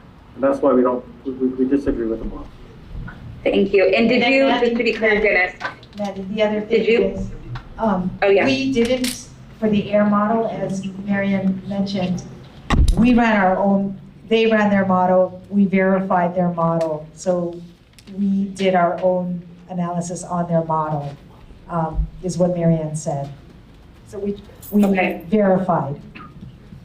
Thank you, Kathy. That is reassuring. I want to highlight what Mai already said in her own neighborhood, that, if you all, like Dennis stated, are not ignoring complaints, you've just heard one tonight. And so I hope that you all will look into that. Thank you. Hello, thank you, Mandy. Are there any other questions about ventilation from anyone? Okay. Melody. Just a quick question to follow up what Uncle Kalani is saying. How volatile are those gases in those tanks with this phase right now? They gotta meet the ELD, low explosive limits. This gas has gotta get out. If it stays longer during operation, static electricity, she will go. I just bring in a 100. This thing will fall like dominoes. Are you saying it's more volatile now in its gaseous state than it was when it was full of gas? If you don't get that gas out in the ventilation. Could someone give Uncle a mic so we could hear him? If it doesn't get ventilated right, the only exit point for the gases is through the vents. You get one IHS, an industrial hygienist engineer, and they come inside there and they design one system. You guys can sit on the board and look at the design, see how this thing is going to be calculated out and what the mechanism of operation. The whole idea is to keep that tank in a LEL, low explosive limits. You cannot have anything above the explosive limits, because the guys inside the tank trying to make this thing happen, at the same time take out the sludge right now. That operation is doable, but you have to have a well-executed plan, and safety gotta be the key in this whole operation. And that's before we even get outside to the community. Because if the guys in the tunnel get blown up, the community just could take the residuals, because the whole, we went into aftermath. This thing is just gonna drop. And that's what what you guys need to understand. This thing is a system that we never gauged almost 100 years down the line that we are addressing this. This is not the first time she's been invented. It's been invented through the years. And each company that came in did the work. Navy went to Texas and get the top petroleum guys. So those guys came in doing system check, call us in, and we all sat on the table. Basically, that was my school. That's how I would learn about everything you guys discussing. And I know the multitudes of layers of things that can and will happen if not run right, and safety is not the key to this operation. All the housing out on the top, they're gonna be part of the collapse system. Your Moanolua, H1, Can Highway, boom, it's coming down. But those pipes, they're running through all these lines. And when the pipe system goes, the tank goes, it sends a ripple effect all the way down. Down to Pearl Harbor. Down to Pearl. That's why in the ERP, in the Emergency Response Plan, Chapter 12, empty the bench program, everybody off the bench. State, federal, Coast Guard, everybody. Because the guys gotta come in, who's gonna govern the outside the reef? Who's gonna govern the bringing in the Army Corps and the Navy to start pulling out the mountain? I ran rescue in there for years, for decades. It's now a pretty sight when you're outside in blue skies and sunlight, when you're down at 6,000 feet, and you start to figure out, hey, the walls are coming in, they start going through the phobias. I gotta get them out. Or you get stuck inside the elevator. You're in the elevator and then all of a sudden power outage. And I gotta tell the girls inside, in 20 minutes, that emergency fan going off. We ain't gonna have air. You guys gotta listen to me. That day we was doing rescue. I had rescue one with me from Honolulu Fire. Cab, sent 2 guys on the top of the cab. The ladder is on the left side. I made them space each other 5 feet apart. And I gotta not only encourage the guys in the cab, I gotta encourage the girls.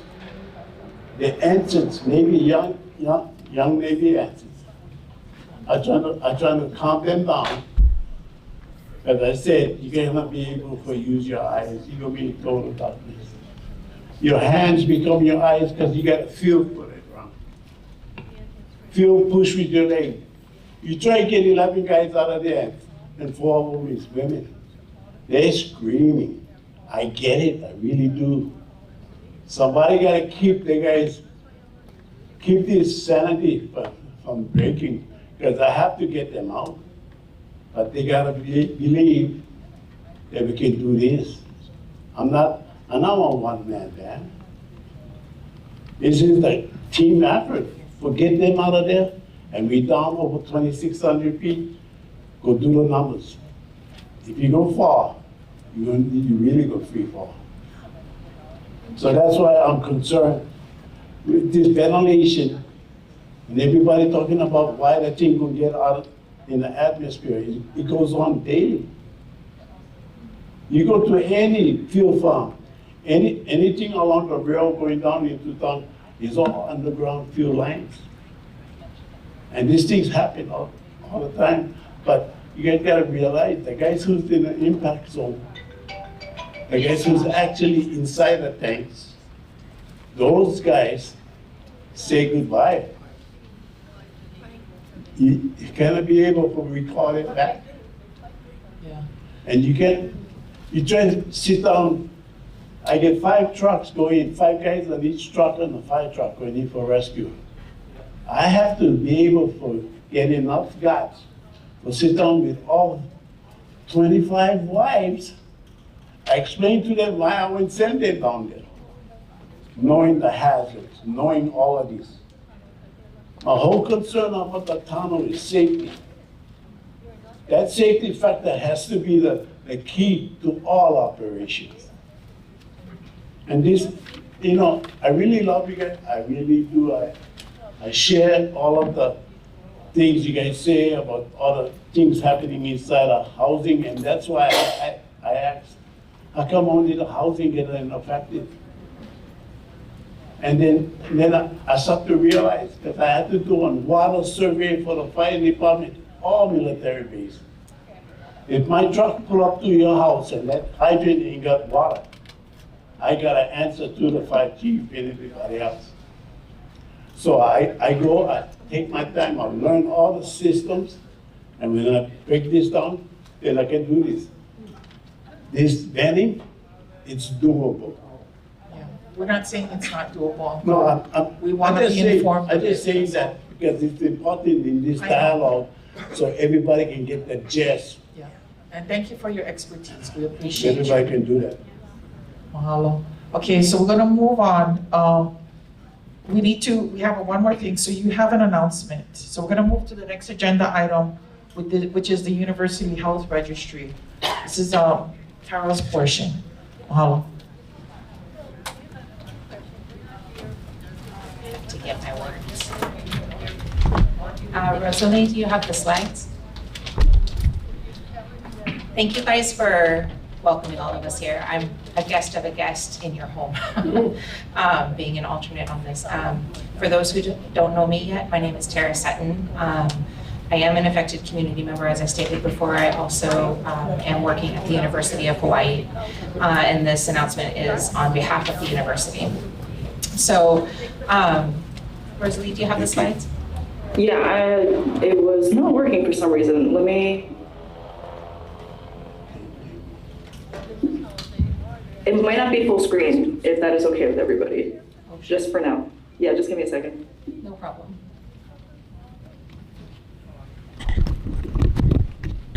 Yeah, you can start. I'll just have them up in a second. Sorry. No worries.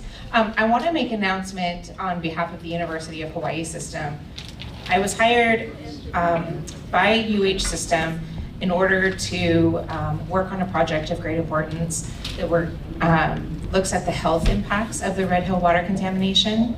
I work in the Office of Strategic Health Initiatives. As many of you know, our community has asked for assistance with adequate access to healthcare and a better understanding of the health impacts of the water contamination. We have not been alone in that pursuit. The CDC and the Agency for the Toxic Substances and Disease Registry, or the ATSDR is easier, in addition to DOH and Hawaii's congressional delegation and others, over the years have called for an independent third-party health registry to monitor the health impacts of Red Hill. Next slide. UH just received a multi-year grant from the National Center for Disease Medicine and Public Health. That acronym is NCDMPH, that's much easier. And the Uniformed Services University of Health Sciences, that's USIS, to establish this independent health registry. So you may have seen in the news today, UH News published it, I'm not sure if any other outlets have, but we are talking about it here so that we can make sure that it goes out to the community as soon as possible. The National Center for Disaster Medicine and Public Health is based at Uniformed Services University of the Health Sciences, USIS, and works to advance the nation's medical and public health readiness for disasters. So they have an ecosystem, is what they call it, that allows for quick mobilization of medical and public health partners across the nation to serve specific roles that are deemed necessary to respond to public health and medical disasters. So since UH is a member of that ecosystem, it has been recognized for its engagement in the local community and experience in environmental science and public health. And so we were asked to act on behalf of the need to establish the Red Hill Registry so that this registry can be local hire local staff and be directly informed by those impacted by the crisis and remain engaged in the community. So together we're going to work through the first year of planning and anticipate formal registry enrollment to begin by fall of 2025. Next slide. I hope you see some familiar faces up there. We have many partners across UH that have come together to submit a proposal to run this type of independent health registry here based in Honolulu. The Office of Strategic Health Initiatives at the UH system level is the hub. Dr. Amy Grace is the director and principal investigator for the project. She's a pediatrician and health policy and public health professional. She apologizes she's unable to be here tonight in person, except I'm joking, she's right there.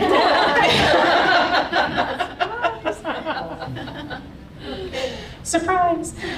And then Dr. Sandy Weldon, right next to her, who is the registry director. And she is an environmental health scientist with experience studying populations to determine chemical exposures and health outcomes. My picture is there with theirs. My experience, aside from living on the water line and drinking the water, is that I have 3 bachelor's degrees in communicology, anthropology, and ethnic studies, and I'm working on my master's in geography, focusing on the Red Hill water contamination and how crisis response tactics impact trust between the Department of Defense and the local community. Outside of us, you might see some other familiar faces. Down in the corner, we have the WRRC, or Water Resources Research Center. There's Dr. Aurora Kagawa-Viviani, Mia Camaros, Dr. Dawn Viviani, who might have been in some people's homes if you're here or watching online. Up at the top, Thompson School of Social Work and Public Health, Catherine Perkle, I don't know if you recognize her face, or Tatine Sentinel. Quite a plethora of people coming together, and yet we're not fully staffed yet. But there's quite a few people coming together across. We have the University Health Partners, and we have the John A. Burns School of Medicine with Dr. Lee. She's the interim dean and director of the medical advising. She'll be the director of medical advising for the registry. Next slide. Okay, so our plan to get started, just like other health registries that exist currently, we will be spending the first year planning to ensure the project incorporates community feedback and focuses on community needs so that we get it right. Community engagement is one of our top priorities. We want to gain insight from impacted water users, those with military affiliation, but also those without. That's very important to me to look at civilian population and local communities here. Healthcare professionals are people that we want to be able to listen to and listen what types of experiences they're seeing in patients, as well as community leaders with various kinds of expertise around what we've all experienced. We want to co-create the framework of the registry in a way that seeks to address the prominent needs as expressed by our own community. Similar registries like the Flint Registry provides educational materials for medical professionals as well as impacted communities, connecting impacted individuals to services that might include things like healthcare or social service referrals. We want to also offer a place that facilitates a sense of community across the population as families move all across the globe, literally. And registries tend to often track long-term health impacts. And so that is another one of the goals that we intend to do, is look at the long-term health impacts of this crisis. Finally, the first year goal is to set up the registry infrastructure, including hiring staff, establishing various work groups, and IT, which is huge. So the next slide, you'll see beautiful QR code, so feel free to scan that. Right now our website is a landing page, and this is it. It still needs to be built out. We're brand new, so bear with us. But we invite everybody to use this QR. You'll land on redhillregistry.org, real simple. Enter your email address if you would like to receive updates on our progress and community efforts and outreach efforts. If you have questions or comments, my email is up there, tsutton, for Tara Sutton, @redhillregistry.org. Keep in mind, I'm only one person and we're brand new, so if I wake up and have 300 emails, I'll need a minute. But I will respond and get back to everybody. But if there are thoughts of what ways that this registry can benefit our community, I want to hear it. But if you just want to hear updates as things happen and progress, definitely put your email in that box up there, because emailing me will not add you to that list. Last slide. Thank you. On behalf of the Red Hill Registry, I want to thank the community, everybody who's here tonight, everybody who's online, those who can't make it, for recognizing a problem and fighting for help. And I appreciate that personally very much, and I appreciate it widely as well.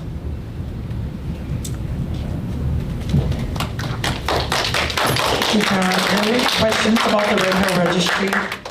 She has other staff here that could answer questions as well. Is that Mandy? Yep, Okay. quickly. Thank you so much, Tara. Really excited about this, and I'm grateful for it.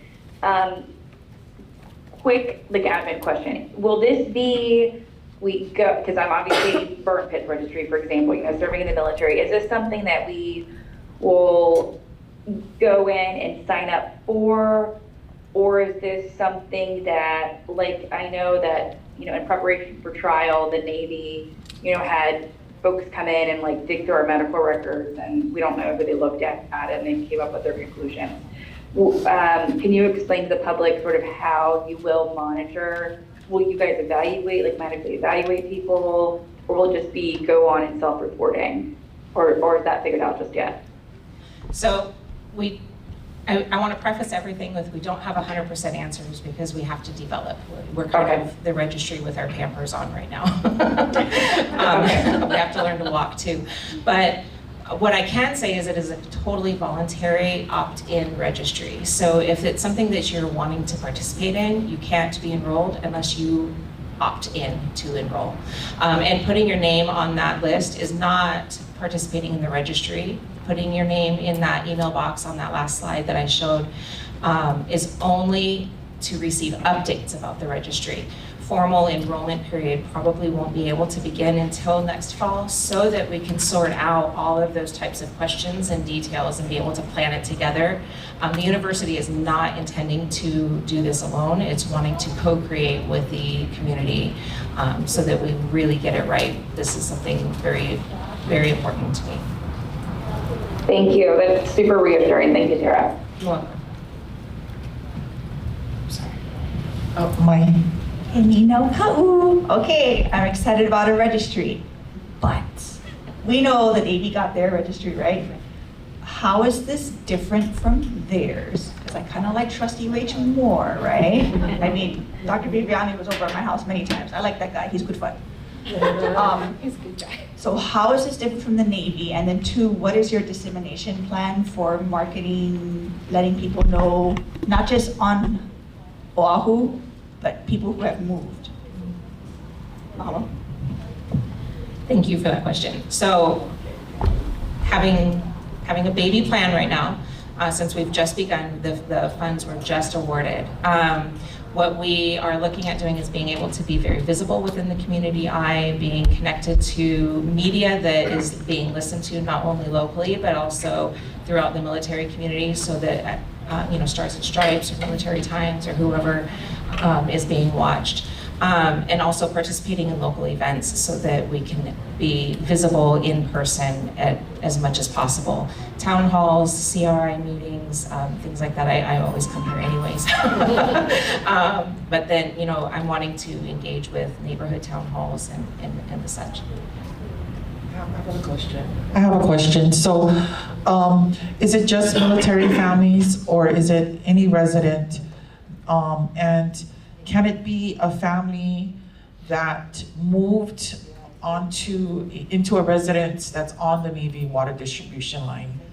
And I think that would be super important and powerful, because I know the Red Hill Clinic doesn't take in families that are now getting sick, who weren't there in November of 2021, but are getting sick now. So, my question. That's a good question, and it's one that we're already asking internally.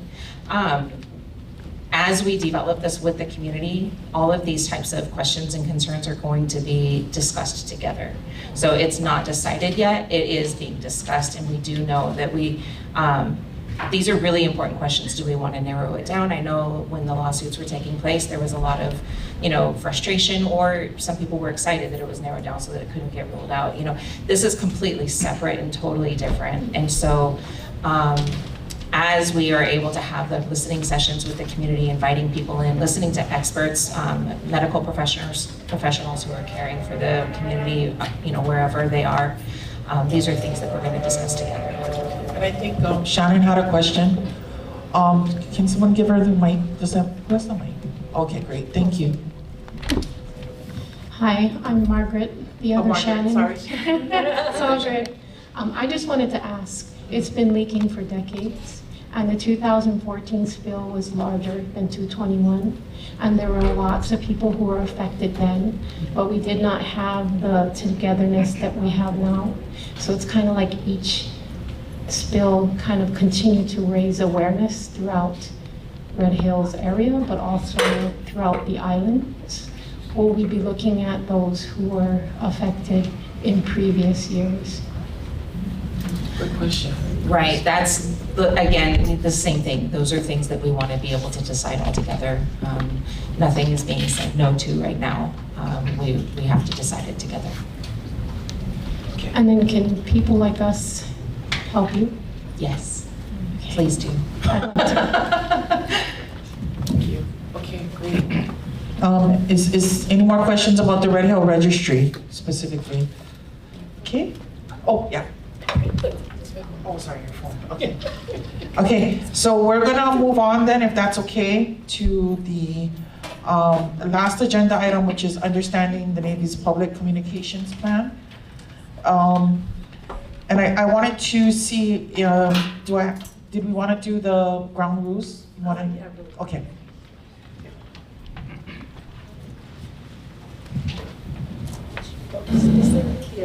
Oh, sorry. Oh, maybe the wireless. Do you have the wireless?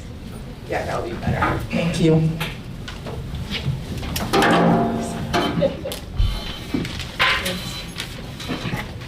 You want to strangle each other with that one? Is that on? Okay, can you hear me? Okay. Yeah, so I wish the gentleman who was asking us about the newspaper articles was still here.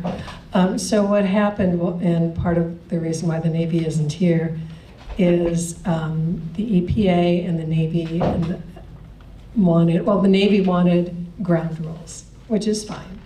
And so they wanted us to meet separately, meaning behind closed doors. And since we are representing you, the community, we did not want to do that.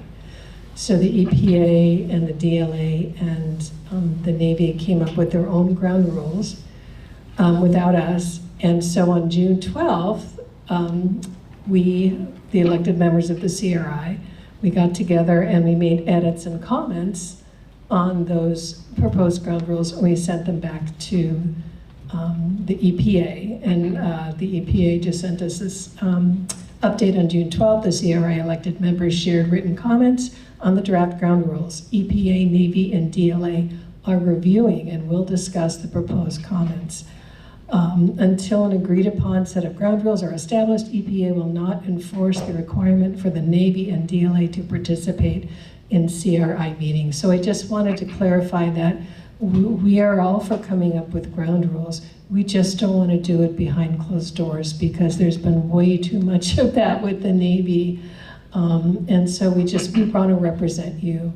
So that is our struggle, and that is where we're headed. I don't know if the EPA wants to make a comment about that. Yes, thanks, Susan. So similar to expanding on that, we released a statement earlier today, which we shared with you. It's on our website. It has that exact sentence among more detail and kind of the chronology of how we see it. And so just a little bit more of the background is the CRI was initially created as part of our consent order.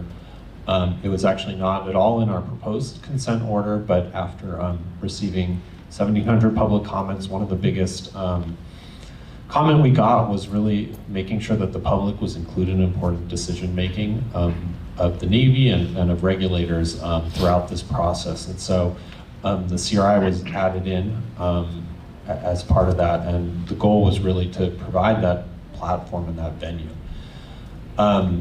What we've experienced so far is that it doesn't feel like that relationship is building. It feels like it's deteriorating, and that there's the opportunity for input and collaboration hasn't really been fostering.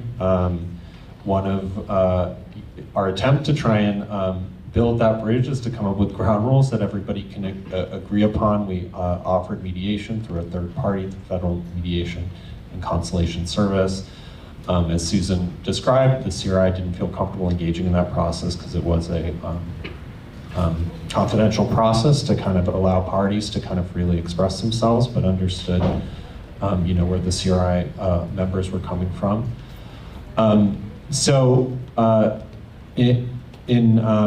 We shared a draft of the ground rules that we developed with the Navy to try and improve the meetings, to bring the best out of the Navy, to share information and to collect feedback on their plans. We came to a meeting. It felt like a lot of the bases for the ground rules were not agreed to by the group. We came back last week, Amy Miller and myself, to the CRI's weekly planning meeting and shared that we had been exploring other amendments to the consent order to think about how to best get the Navy, to have the best public engagement out of the Navy. In that meeting, the CRI members expressed wanting to have an opportunity to provide comments on the ground rules. They had previously indicated that they wanted to do that. They did that later that evening. And so we received them. We shared them immediately with the Navy. We have reviewed them. We have not convened with the Navy to discuss the proposals and edits.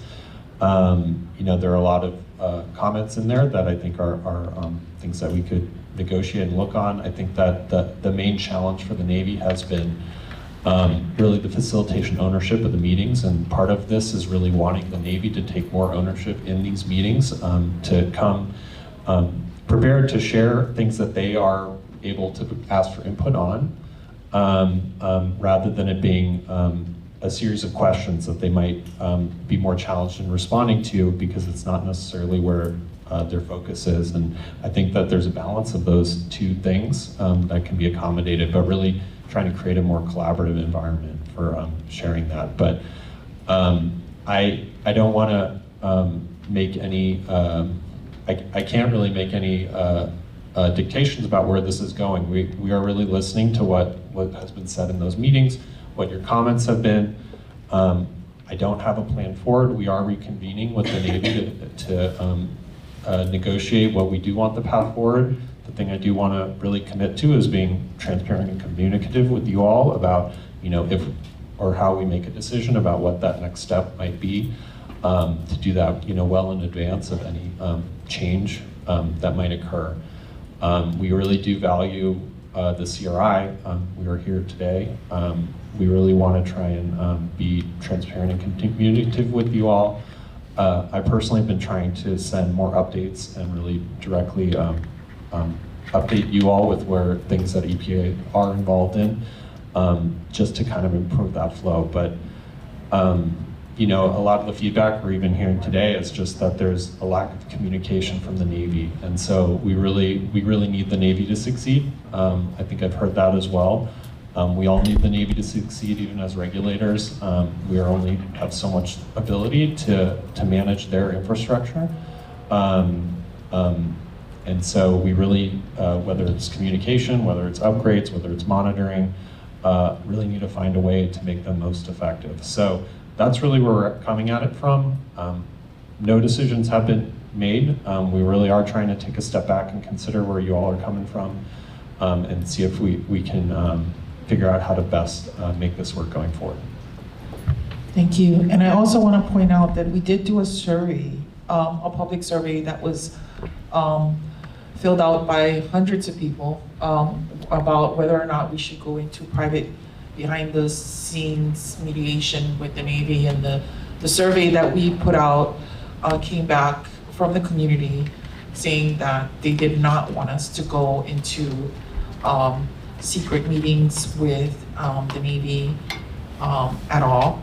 So, and that's been the problem here. You know, I think we can all acknowledge that has not been clear communication, transparency, and even the truth in very important times when we needed the Navy to be truthful. We're the residents here, we are the ones drinking this water. You know, you flew in from San Francisco, and I appreciate you guys doing that. But we're the ones gonna have to live with these decisions that you make, and you know, we need to, and I think, you know, and I've said this from day one, families need to be empowered to make decisions for their own families based on information that is timely and factual. So if we don't have that information, as a head of household myself, if I don't have information on what's in my water, on what's in my air, how can I make good decisions for my family and my family's health and future if I don't have that information? I think, you know, that's why we're here, you know, and I appreciate everybody's mana'o and perspectives, and I wanted to ask, you know, of course, for forgiveness. You know, I'm very passionate about clean water. I think we all should be, you know, but and I just, you know, please forgive me if I offended anyone, you know, here in this room, but I just wanted to share that. And is there a hand up on the screen? Yeah, Walter, and then I had a question. Okay, Walter. Can I make one more? I want to thank Jamie. Yes, his communication from the EPA has improved greatly, and I just really appreciate his transparency and his communicating with us much, much, much better in these last few weeks. Thank you. Thanks, appreciate it. I'm joining with Susan and thank you, Jamie. Walter, can you speak louder, please? Sorry. Oh, I'm sorry.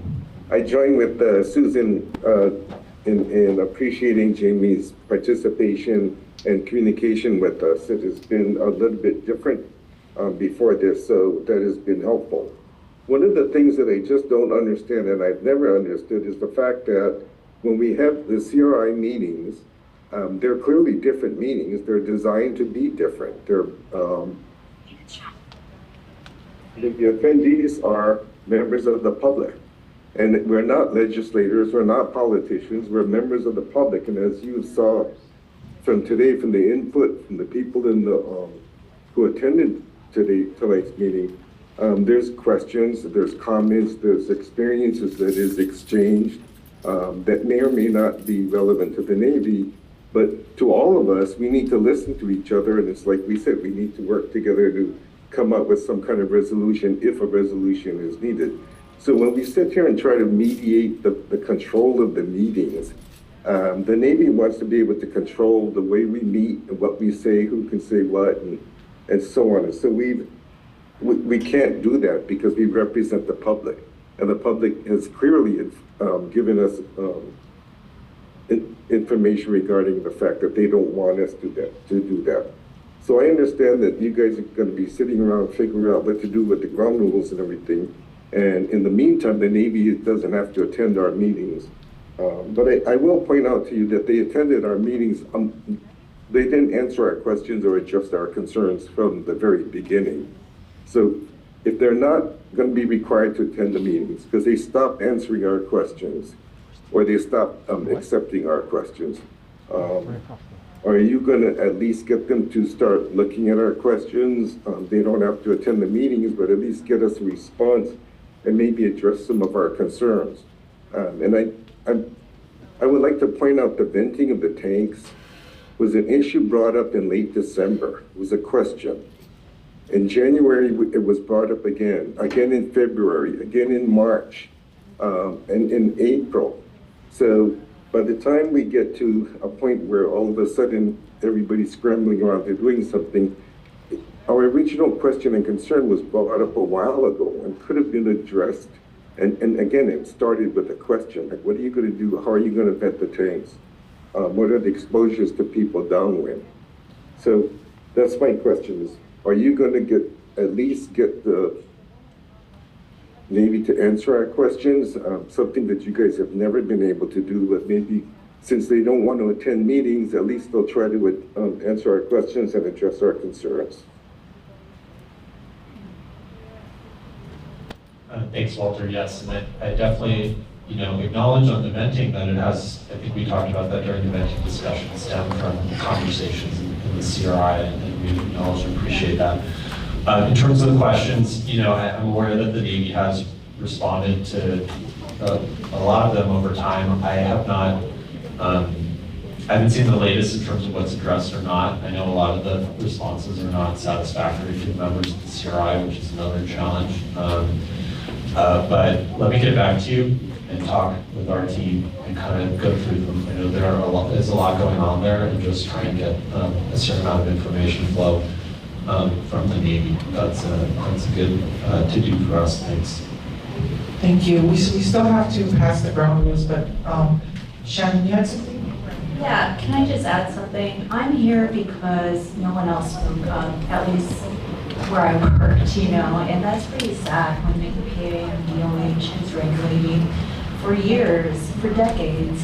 Why am I the only one that spoke up and said anything to this day, 3 years ago, right?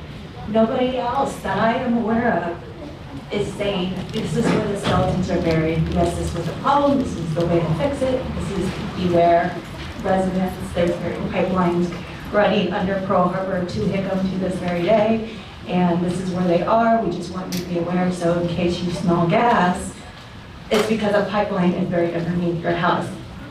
So my expectation from the EPA, the DOH, and regulators is to make that awareness, at least to residents and the public. I don't understand why 3 years later, we're still asking the same questions, at least from my standpoint. Like, I don't understand. I know where the skeletons are buried. That's why I'm here, because you can't fool me anymore. And so I really hope that that information comes out and you're honest with the public. Maybe you don't know, maybe you'll get a petroleum engineer finally. I've been also asking for a petroleum engineer, an expert on your staff for quite some time, because they'll show you.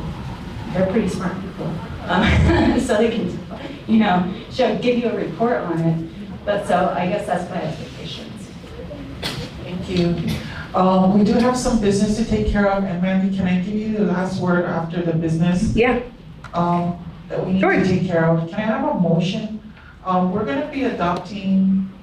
Maybe I'll have Susan introduce. Okay. When we first formed, we created some bylaws, and we have adjusted them to add some of the things that we agree with the ground rules with the Navy and the DLA and the EPA. So we just have an administrative thing to do to, I'm making a motion to approve the amendments to our bylaws, which are reflective of some of the areas that we agree with the ground rules. So I move that we approve these new bylaws for the CRI. Do you have a second? Second. Okay. And then can we have a vote? Anybody in opposition on the CRI of these new ground rules? Anyone in opposition? Okay, going once, going twice. Okay, our new ground rules and bylaws are passed. And then I just want to make one announcement. We do have an opening on the Red Hill CRI. It's a Native Hawaiian seat. It was vacated by my dear brother, Alfred Maderos. We'll miss him. But we are going to be opening up nominations starting today. And then can I have a motion to open up nominations for the vacancy? I move to open nominations for the vacancy for the Native Hawaiian seat on the CRI. Can I have a second? Second. Anybody in opposition to having, opening up nominations for the CRI Native Hawaiian Sea. Okay, great. So that's open, and we will be having our, we'll have the nominations open, and there will be information on our website. The website's being shown on the screen, and you can please self-nominate yourself. You have to be, it's not a requirement you can be the one, but that would be the most ideal.